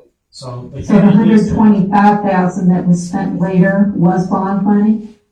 I don't know how much it was to begin with, Okay, I have a folder in the car that was, where I looked that up, but there was $125,000 that was spent after the road was adopted. And I are used you to talking live, about Pilot's Way again? Then talk Let's about talk about Pilot's Way. Tanglewood. okay, We've been chasing rabbits for an hour tonight. So right, I understand, let's focus on Tanglewood. So here's where we are. okay, It's not in the record that it was ever taken over as a road. So let's assume it's not a road. Okay? it's not It's not a adopted county road. road, right? And I mean, there's still a private road sign in that tree. Well, I could put up, I know, but there's still one there today, I guess. So what I'm saying is, I measured from the bottom of the hill past your house, where it's really bad, from the bottom of the hill up to those trees is about 3/10. And then there's another maybe 2/10 from there out to the state road. So who would benefit if those roads were improved? Okay? Now, Departments, we have taxpayers that are paying taxes and are on, basically, it's a private road right now. It's not a county road, it's a private road.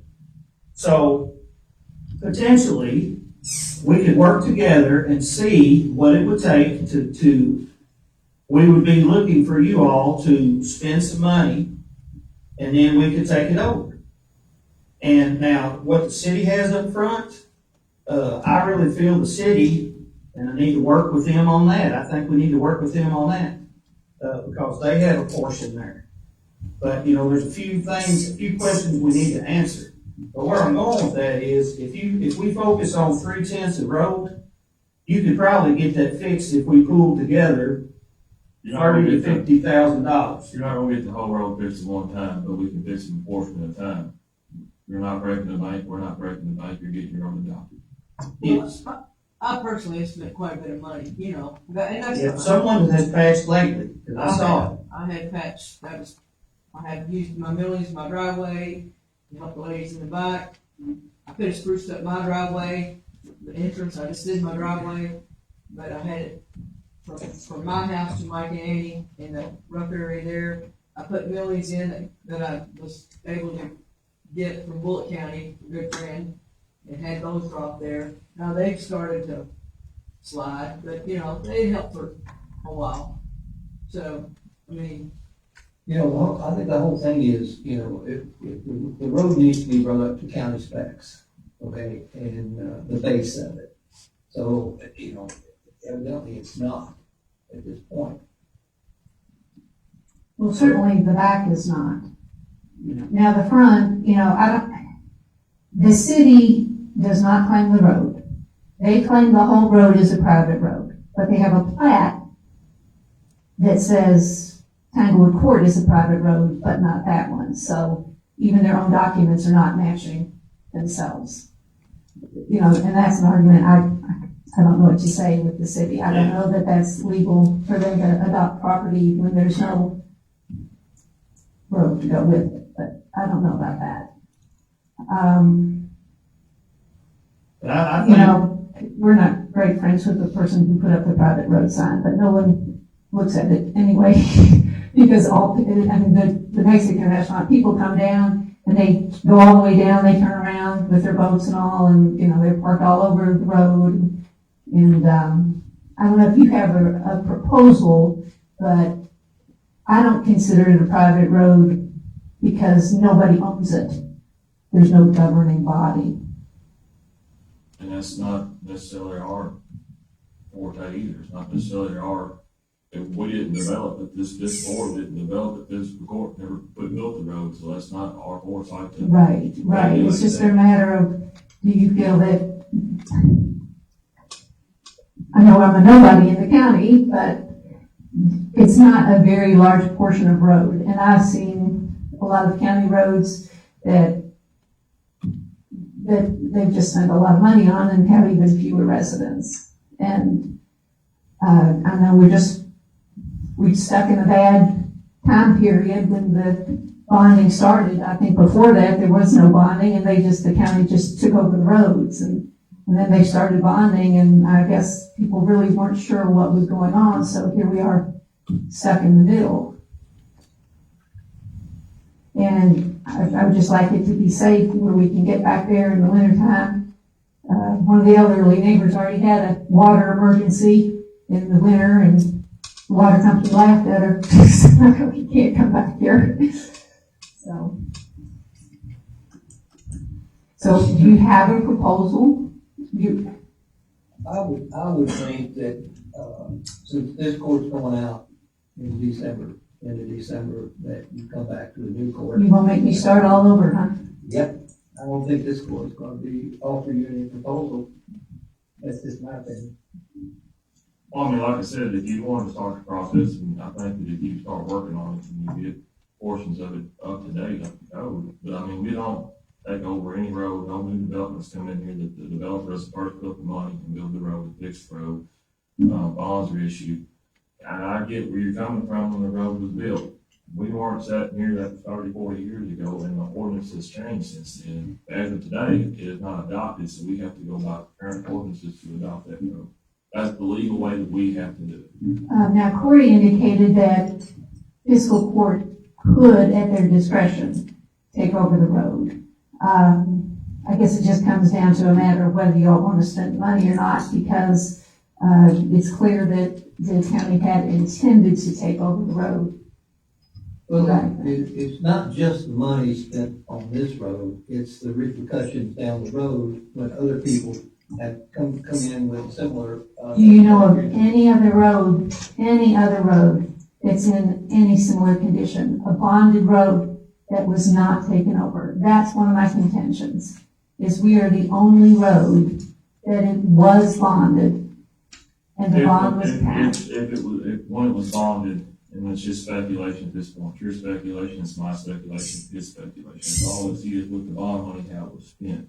If you look at it, you can look at go back and look at those notes, and it could be easily said that the paving company didn't get paid, and that development went under, and they taxed and took that for the county, for that bond money to pay for that paving bill that was paid on the road, and it's as simple as that. The county held the bond, yes, and they used that money to pay the paving company because that developer went under, the whole development went under back there when it happened. I mean, that's my speculation and what I've read from it, and you read it, and you looked at it from different speculation. So you're saying you think that there was a bond and they did not spend the bond money on the road? I'm saying they took the bond money and probably paid towards that paving company is what I think. Right, which is what they needed to do because it got paved, and so at that point. There was still no. And the road was still never completed. Correct. Right, there wasn't enough bond money to complete the road. Now, the residents were told that when more houses were built, the rest of the road would be paved. It just didn't happen. Diane Fisher. She's lived there since the house was built, so she's. Oh, hearsay says not in the minutes or that. It's not in the minutes, no. there's two folks that live at the end Right, currently, yes, far end. right. Yeah, and how many folks live up along there, Ms. Foster, where you all are? I didn't think to count the houses. There's the Sukis, the Mahalics, and then the one, the brick home past that, and then you got the Diane and the other lady in the back, so.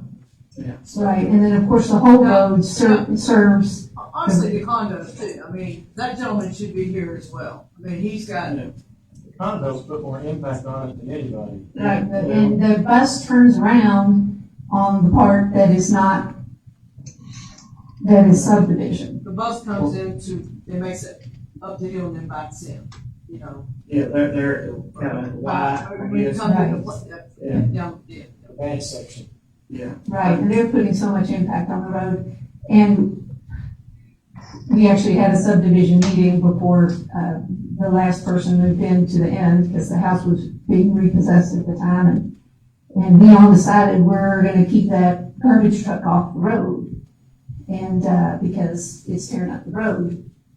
And so we decided that, and then I called the garbage company and said, hey, we want you to keep garbage trucks off the road, and they basically told me, you have no authority to tell us that it's, you know, they have every right to go back there, so. So they drive to the end and back and out, They go back to the end and back For one house. for one house.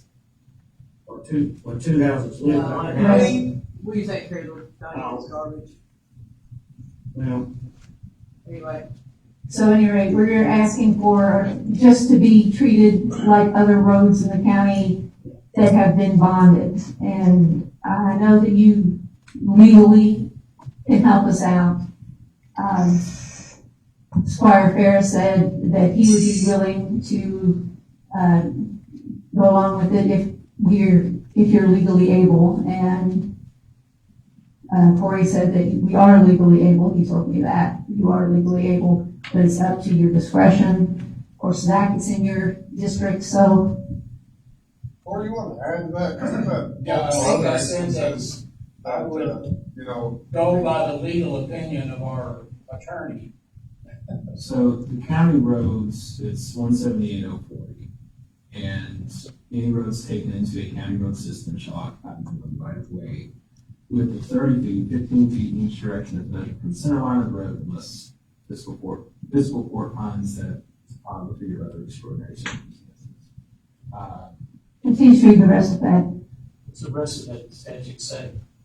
All county roads and all public roads that were in existence prior to July 13th, 2004 shall not be required to occupy a minimum right-of-way width of 30 feet under this subsection. we'll stop again and reread that. Didn't that say county roads? And all public roads that were in And public roads. And again, you know, there is, to date, I'm not aware, and maybe there was back in February.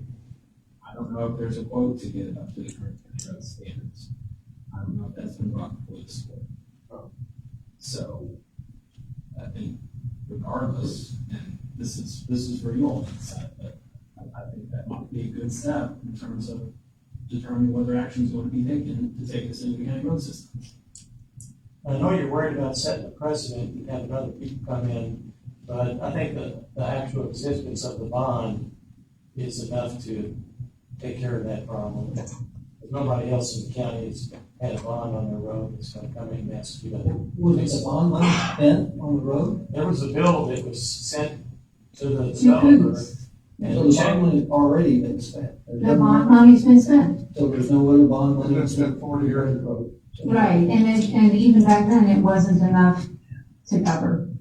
They were just trying to figure things out and, if court's okay, so we can move on, I'll ask Todd to look, and him and QK4 to look and see, or I'll let Todd look first, as to get a price on what it would take to bring the first 3 tents. That way we'll catch all the front houses down to the bottom of the hill, up to specs, and then I can share it with you. okay. The court tells me not to do it. And we adopt a portion of the road. Say we can adopt whatever we choose or don't Oh, choose. yeah, because we've done that with that interlocal agreement with the city. So, Now, will the court spend any money on the road or use their, We're not gonna do you answer that do you have tonight. any equipment? I mean, because if you come back and say, all right, there's 5 of you, I need $50,000 apiece, well, we can't do that. And then if we do, I mean, blacktop surface, depending on the width, just on some of the bills I've looked at, $10,000 a tenth. It's also, You go down the cold you're blacktop. gonna have to On dig our it way up to too. 12,000. You're gonna have to dig it up to put it. Maybe sideways, what we That's, just yeah, talked we got a bid, you know, to do Yeah, I know. $600,000 worth of blacktop. You know, we bid it out and it's something shy of 90 a ton. So just looking at some of our bids on some of our roads, some of them is a little less than 10,000, some of them might be a little more. Well, I don't disagree. and then the next question is, does it have to be up to current standards to be adopted or up to the standards of the time, like so many other roads in this county only had to be only up to the standards of the time? I believe even your road is not quite as wide as Yeah, I the mean, current yeah, standards. part of my road is just, it's 10. It would have to be up to current standards, in my opinion. So, in your opinion, we would have to widen the road to current standards. That would be my opinion, yes. You know, Corey and Cheryl, we could work on that. It's not legal, opinion, it's my opinion. I mean, these statutes, that's on page 81 that Corey read. But nonetheless, we're not able to make a decision tonight, I can tell you. Or at least I don't think so, if somebody makes a motion of some sort. But, And I think if I at least say, yeah, what it takes to, let's just say, get it up to spec, then we got a figure we could pick around. and y'all good with me getting a figure, I'll get a figure. Well, I don't think it's hurry, man. Right. Are you good with spending money if they get it there? Well, we'll just have to see. Generalized question. I'm not going to get a figure on it, and that's, you know, like, we bring it to county, county specs, to do the whole road. I know we always do a lot. I don't know what it is, if you're gonna do it Well, then about 10 at a time. 3/10. From the trees to the bottom of the hill. The front part is not as bad as the back part. Right, but it's falling apart, Well, and it's got a lot of traffic on we it. got lots of roads that are falling apart with lots of traffic.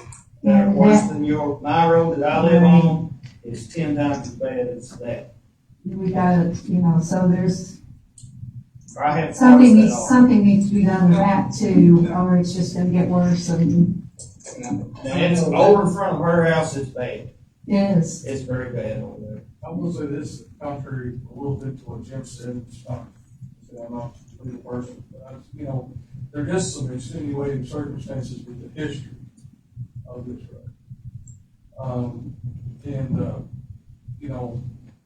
If those extenuating circumstances, we'll have further talks for his team and whatnot, and if those extenuating circumstances are not that, we find it viable that we could not do the current minimum, maybe then we could look at that too. We just run into problems there, because you think about how much traffic's back there already. Once that's a county road, there's a whole lot of ground back there that can be subdivided. Well, I think the judge is only talking about, and I would be okay with this, just getting us past the dangerous spot where we can get back there Well, I safely. understand that, but then that's county road that, I think you guys own maybe all of it, or some, I don't know who owns what, I don't We care. own one lot off the part that he's talking about. There's lots of We ground have, back there that- we have ordinance, on the books now that if a developer, develops on a county road that is not up to current specs, they're responsible money-wise to bring it up. But that's all that. Say if someone bought the golf course and I developed don't it, know, I'm just they would be saying, responsible for bringing that county road, that road up to county specs. Right. Developed in a couple of years. Right now, there's a commercial property sitting back there that's sitting idle. It'll probably never have anything done to it. And so you're not getting any tax revenue from that. You got all those people that are paying taxes for those apartments. You're not getting any benefit. More than just a couple of houses. Well, we need to move on, so I'm sorry we're not gonna have any resolve totally, but I'll get Todd and we'll get some figures. What are you gonna get figures for? Are you gonna get for the first section that you think belongs to the city and the city thinks belongs to you? We probably need to, I'll split it up, I'll do a la carte. And he'll do it like I say, we'll do the first part, first 10th, the second 10th, third 10th, we'll just do it like that. Half a mile gets you to the bottom of that hill where it's the most unsafe. Right, And then we'll evaluate and we'll go from there. okay. Appreciate it. All right. Thank you. Thank you all. All right, okay, next we have, tax rates, personal property, from ours, we met at our last meeting, I'm on page 82, numbers at the bottom. We met at our last meeting and we set a 6.1 cent on the property tax, and we didn't set the personal motor vehicle watercraft. So we did some work in the office, and I want to thank Terry Clark for helping me out and getting numbers together. But last year, 7.29. So for this year, with the growth and so forth, on this particular tax, the most we can do is 6.2 cents. Where last year, it was a different figure, but that's the most we can do. So I was gonna recommend that we do 6.1, same as we did on the regular, property. 6.1. Second. I have a motion by Jim, seconded by Zach, to approve the 6.1 on the personal motor vehicle watercraft tax bills. Any discussion? All right, all those in favor say aye. Aye. Anyone opposed? Motion passes. And you read page 83, and you understand all of that, and that'd be pretty good. We'll get this signed and sent in. Next, we have in our book, we have the extension office is on page 86. They have a real property of 0.03, intangible personal of 0.17, inventory 0.17. As you can see there, page is signed over here on page 87. Then we'll continue on to Mr. Richter at the library. They have the real property at 0.043, tangible personal property at 0.1028. Inventory there.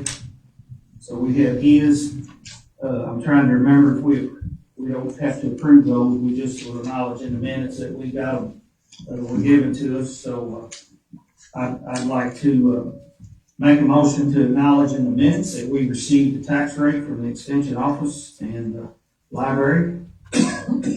So seconded by Will. All right, all those in favor say aye. Aye. Anyone opposed? Motion passes. All right, Robert. I got something real quick. We have an employee that's coming off probation. So we need to approve him coming off probation and his pay rate goes to $17 an hour. Motion to approve. Second.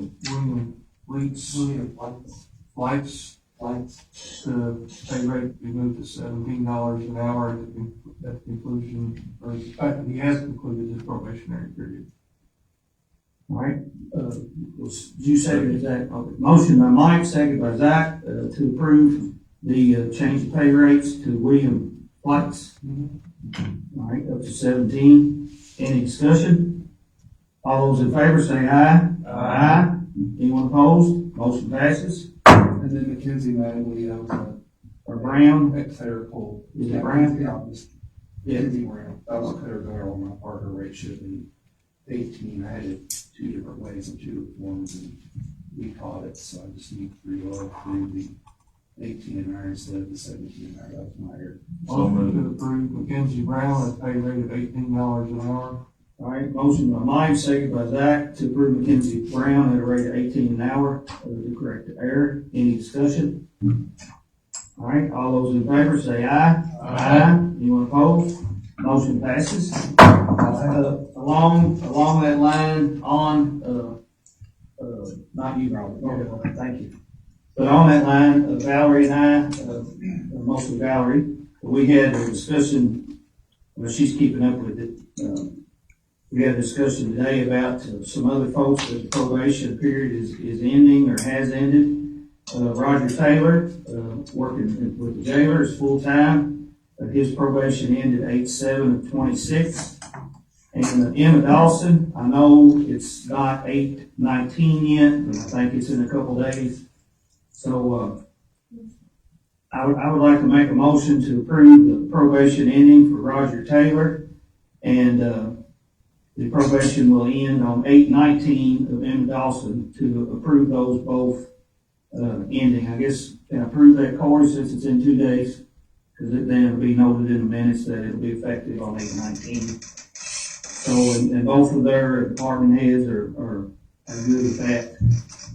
Second. So, I made the motion, seconded by Mike, to approve these two, with their probation period ending.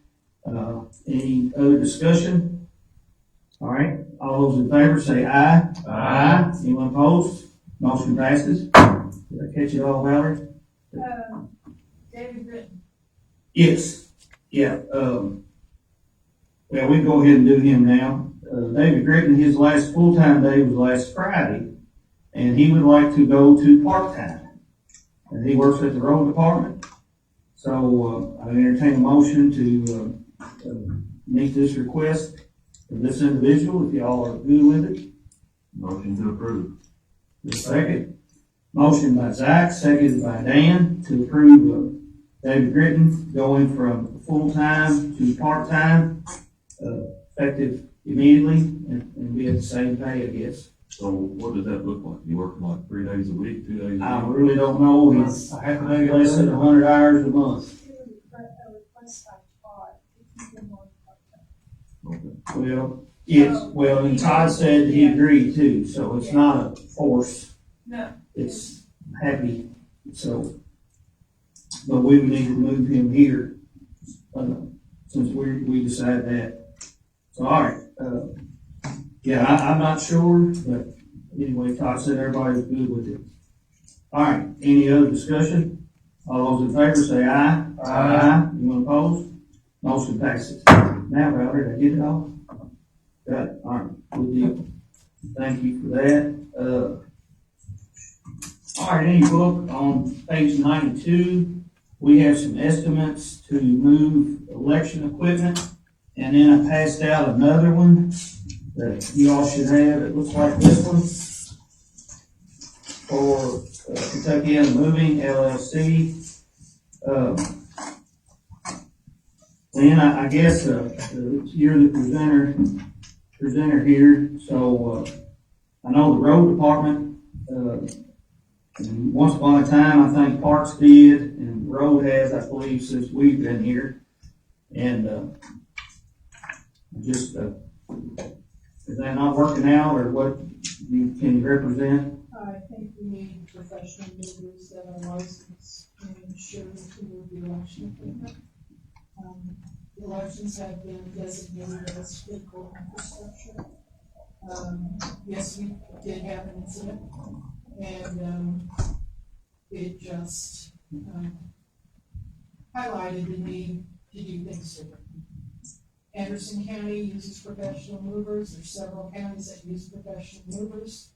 I've mapped out exactly when we would need them, how long we would need them, the days that we would need them, and there's 3 estimates. I've got 3 estimates for you all for that service. So this is just for the November election, correct? On that one, it says 2982 to 3828, what's the second? Same thing, it's a quote. That's what their estimate is. Do what? It's a quote, but I guess their estimate's anywhere from $2,900 Yeah, I to mean, we're gonna have Can to, I explain it, what it is? Sure. That's the only company that didn't come out and actually look at the equipment, look at the election storage area, look at where they needed to go, how many hours would be needed. So there's a huge variation there. So on that basis, I would not recommend this quote. The first I'll make a motion that we go with the Neats at 3510. Second.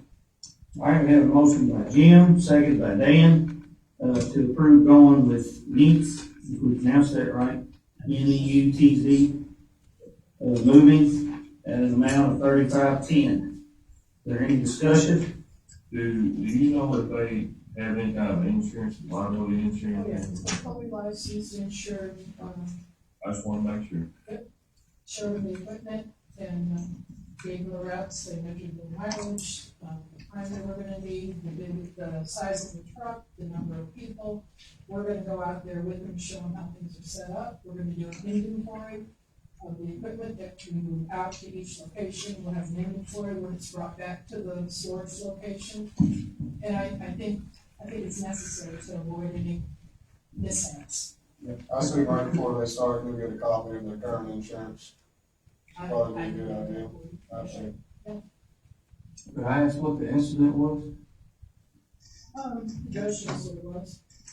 Not exactly. Well, we came up missing 6 pieces of election equipment. So where is it? Is it still missing? We found it. It was at the high school. It was left at the high school by the road department. So it was, well, I learned this today. Was it printers? There were 3 printers, there were 3 print modules that ballots are printed on, and 3 open printers that print the ballots. So one is the brains of the printing it, and the others is the actual printer. Was there anyone at the high school that says you need to pick this up too and take it? It's at the same place it was left on election, the day after election. How long did it stay there? Till, a couple of weeks ago. So you didn't know when it came back? No, that's what I said, there's recommendations for improvement. I had a new deputy out there when they brought the election equipment back. She didn't know what needed to come back from all 3 voting locations on the Wednesday after election. You So know, who's gonna do the inventory? one of my staff and myself, It could easily happen with the moving company as well, but, I mean, you pay the road department, you lose money, I don't have nothing against paying these people, but I think it's the wise thing to do. other incident was just on the Replacing road this department. equipment's gonna cost you more than paying the moving company. Well, but nothing's What do you lost. think about this? We gonna be the next county clerk coming down here. You don't know anything about moving the election equipment. I know to collect my stuff, which apparently you don't, so. All right, let's vote. Oh, Mikey. All right, all those, let's do a roll call vote, please. Sure. Squire Eldridge, Yes. Judge Travis, No, Squire Eldridge, or I'm sorry, Squire Travis. Yes. Squire Cotton, Yes. Squire Stump, No. Squire Ferris. Yes. all right, passes 4-2. All right.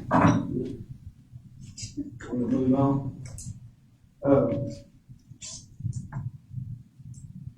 Next, all right, Bullock County Detention Contract, we have a contract here in your packet, page 101 at the bottom. Look for, the ability to approve it, let's see. Is our $32 the same, or did we get another charge? Or, It's the same one. I'm thinking it's 32. It's 32 on here, $32. Yeah, I just Yeah. curious if it went up there. Let's see. Now, we, Nelson County, I'm waiting, they're gonna deliver us another one also, another contract.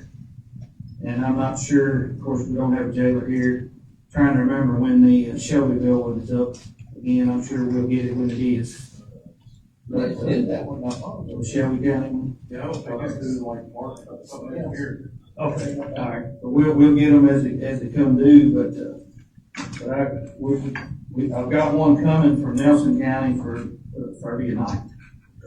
Motion to approve the full-time contract. All right. Contract. Is there a second? Second. Motion by Zach, second by Mike to approve the contract with Bullock County Fiscal Court, to house our inmates for $32 per prisoner. Any discussion? And this contract will be until July 1 of 2027. So, discussion is, whenever we get someone,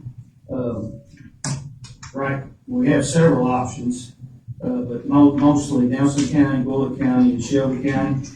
We typically do have some at all places. I'm not gonna say one's dominant over the other. In the past, Shelby County has been. But nonetheless, having these options, I think are good, and they work out good with our jailer and our sheriff. I think Andrew will agree, works out pretty good having options. So, all right, any other discussion? All right, all those in favor say aye. Aye. Anyone opposed? Motion passes. We'll sign and get that in. Next, we have the invoices, bills, and transfers. In the book. Motion to pay the bills and make the transfer. All right, is there a second? Second. All right, we have a motion by Zach, seconded by Will, to pay the invoices, bills, and transfers. Any discussion? Yeah, Jim? Yeah, ask Valerie, how much trouble would it be to break these down into animal shelter on one page, all of them, EMS on one? We're central department. Instead of having just, them all mingled together there, have it by department? Well, they're broken down by vendor. So I mean, we can check and see if we can break them down by department. Yeah, we'll check on it. It'd be a lot easier for us to. Yeah. UK court. Yes, yeah, before we go into executive session, thank you. I got all these laying here. Yep. All right, we have a motion on the floor to approve the bills. Any other discussions on those? All right, all those in favor say aye. Aye. Anyone opposed? Motion passes. Judge, real quick, Yes. the date of the week, I guess, but I wanted you to announce when we're having the fire embassy coming. It's September, well, mid part of September. So we're gonna have another meeting before that, we can Yes. remind everybody. Yes, and thank you, Mike. I want to tell the community, this September, it's mid-September, I want to say it's the week of the 20-something. But, we're having a tire amnesty, and this is one that the state is paying for. So even counties around us can bring tires here, and they pay for hauling them all off. And of course, when other counties around us have the same program, we can take tires there, actually. But it'll be, up at the road barn. I believe it's Thursday, Friday, and Saturday. And, but if anyone has any information or needs to know anything, I know I've got a sign in the window. There's been things on Facebook about it. So, gather up, get your tires all located and bring them to it. It keeps them out of everywhere else. So, thank you for bringing that up. Thanks, Zach, for bringing up these other two. This one, the Harbor Steel and Supply bid, and also on the back says Metal Supermarkets. The bridge on Roberts Road that got destroyed back when we had whatever date that flood was that we had this spring. And that has not been determined as a national disaster by the president. I think it was determined in the Commonwealth, but we didn't get a FEMA determination on it. So as of right now, it's still closed, but I talked to Todd and asked Todd to talk with the QK4 about if we can, because I had a couple residents there, two farmers, their families, about trying to get that back opened. And QK4, Eric Bean agreed that we maybe put some dense grade on it and put these two big pieces of steel. We can open it up right away. I'm not sure when we'll be able to get it fixed because we got to get the funding straightened up. Correct me if I'm wrong, but I need a box culvert or something, that's like an actual bridge. Well, it's a box culvert. Yeah, so Yeah, it ain't a bridge. is there something structurally wrong with the box culvert itself? It's moved. It's moved and cracked. Yeah, when you, I looked at it. We got road plates on Max Rouse, it's been there for 2 years almost. Right. Years something. All right. But that is on a FEMA project. Well, I understand that. Yeah. That's not what I'm getting at. Okay. Well, if it is on a FEMA project, can't we just go on and fix it and then we'll get the money a year or 2 years or however long it takes? It's not, though. We're in luck. We got the money. All right, well, I'm gonna fix it. Well, I don't disagree. We need to fix it. Are Are we at the money, or are we doing the repair? No, well, here, I wanted to, Karen Clark put this together. We received 400 and something thousand, I think, that's right, Valerie, that went into, through FEMA to the general fund. I don't think we get, FEMA sends it electronically, I think. They don't send checks, do they? Does that sound right? Well, if I got that wrong, it doesn't matter. But nonetheless, we have these two events, two FEMA events. If you see a 4860, that was the flood 2/15 and 25. If you see a number 4864, that's a flood of April 2nd, 25. We have received $39,543 for Goose Creek and Greer Road. We've received $74,761 on Roberts Road and Stevens Farm Road, but it's not on this culvert. It's other places. So we received a check for those two amounts. Then for the 4-2 flood, we received $203,114 for Beach Creek and Haley Road. We received $96,113 for Max Rouse Delta and Waterford. How much was that, Tyler? 96,113. And if all those parts have been completed, Okay, we worked on Delta Road, but we worked on different parts of Delta Road. We applied for the $100,000 state emergency money to fix part of Delta Road and to fix that problem at Goose Creek. All right, that was under a project. So, but I don't know that these projects are lapping. I don't know if they're the same ones or different ones. it's my, it's still saying, if we're gonna spend $15,000 for a blade, I think we could buy a box store for that and go on and fix it, and just hope for the best. If we're gonna spend this kind of money. Well, Todd has prices on fixing Roberts Road. One of them's $130,000. Yeah, that's contract price. And then the cheapest one I think he had was, That's the whole road though, these are two places. well, let's just fixing the culvert, all right, for now. Well, my original thing, outside of all that, was Max Rouse, we should have fixed a while ago. We could have fixed that ourselves, we could dug it out deeper all the way to the creek, put a culvert in it, been done. Well, we just got the money July 24th to fix it. I'm just saying we should have just put the money fixed. And we could take down their own plates. But I don't know that they're long enough to cover Roberts Road. So these metal plates, they're reusable. Yes. Yeah, but they're 96, it says 204. Already got a bunch of. Right, that's 20 feet. I don't think we have a whole bunch of them. We got to fix it down there, we've got another small set, and another even smaller set. But I mean, this will be a bigger set that we'll have forever unless somebody steals it. The reason I bring it up is we can have the road open by the end of the week. And that'll give those folks relief. Now, yes, we are spending $15,000. I just don't know, what $15,000 go for just to fix it. Is that Well, what you said? Yeah. you need road plates, I kind of agree with that section as well, because this is gonna happen again somewhere. But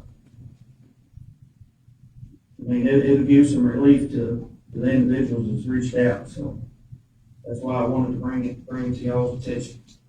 I'm down on the plain road that Zach's on, we're gonna fix it, let's fix it, and, Or how long will it take them to fix it? I see the consensus. I mean, if it's gonna be closed another month if we decided today to come to fix it at least. Yeah. I would think. You got any other input, Scott? It'll be probably longer. Might take a month. Yeah, like I said, we got all these other projects we just got money for, so they'll go ahead. And this, up to y'all. I just think spending $15,000 for the place.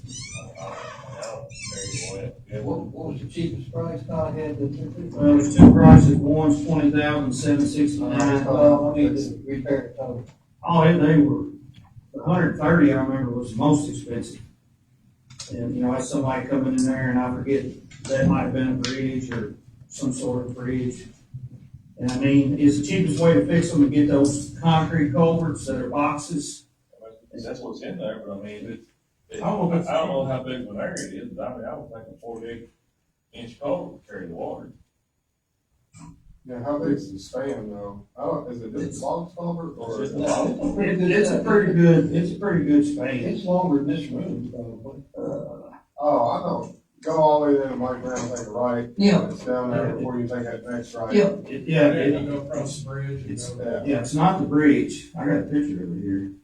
I've seen your video on. Yeah. I just couldn't remember. Yeah, where I was. That's only about a 10-foot Well, I thought, culvert there. Medium. well, I thought. Is I it, thought what about it should be the whole box culvert 7 feet this way. And buckle the road, so.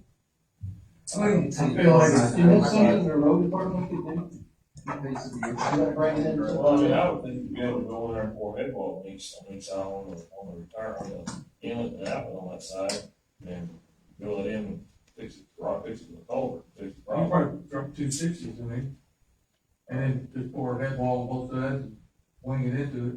I mean, That costs money though. I mean, You know, not cheap. but box culverts ain't cheap either. And you gotta rent. That's something we can do in-house, on top of that. We didn't pour no head walls in the house. Well, you put the culvert crack in, yeah, not pouring the head walls, but we can get all that done still too. But, you know, you You buy can get that done for less than $130,000, I can tell you that. these plates, so, I mean, you know, next spring, you may need them on another job. I just wanna say, I use my brakes. I mean, we're preaching over here, lately. Motion to approve spending $15,846 for road plates for Roberts Road. Yeah, with a second. All right, we have a motion by Will, seconded by Zach, to approve 15,486 to buy 2 steel plates to fix Roberts Road. 15,846. 15,846, thank you. Any discussion? All right, all those in favor say aye. Aye. Anyone opposed? Motion passes. Next, I have QK4 was operating. This is basically the same price. What we had is, they would bill us hourly not to exceed 20,000. They have reached that threshold. I don't remember when we did this last. But, they have been doing, they do quite a bit of work here with planning and zoning. Not necessarily just with Todd. With Todd, but here to deal with roads and other things, so. But I would recommend we continue to use them as we have been. Motion to approve. Second? Second. Motion by Jim, second by Mike, to approve the, a bid for up to $20,000 for QK4 Engineering to service us for our, engineering needs Until 20,000. until up to 20,000, yes. You say we're gonna hit that 20,000? Well, we'll hit it at some point. When we hit it, they'll bring it back to us, kinda like we did today. I got out of bed this morning, I wasn't aware of this. Then come to work and we have it, so. All right. Any other discussion? All right, all those in favor say aye. Aye. Anyone opposed? Motion passes. I think that concludes that portion of our meeting. Mike? I did find the dates on the power amnesty, it's September 24th, 25th, both of those days be 8 to 4 at the road bar, and then Saturday, the 26th, will be 8 to noon at the road bar. All right, it's for tire amnesty, the 24th, 25th, and 26th of September. 26th is on Saturday, so we have 3 days. Half a day Saturday. She found it. All right, thank you, Valerie. All right, I move we go into executive session as per KRS 61-810C. Discussion of the proposed pending litigation on behalf of public agency, and also KRS 61-810F. Discussions or hearings which might lead to the appointment, discipline, dismissal of individual employee. Is there a second? Motion by myself, second by Zach, to go into executive session, as was just stated. This is available on the Mandible. All those in favor say aye. Aye. Anyone opposed? Motion passes. Thank you for staying with us. Appreciate it, Michael. Liam, you can sit in your car or you can come in here if you like. Your decision. We'll take a short recess.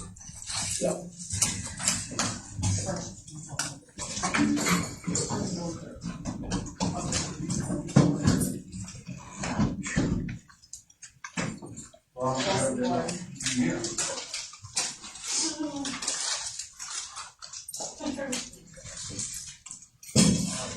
Will, if you don't care, make sure all the lights is on for Lynn, please. I might not know much, but I know who's not gonna be a partner. And I know half of my relationships business.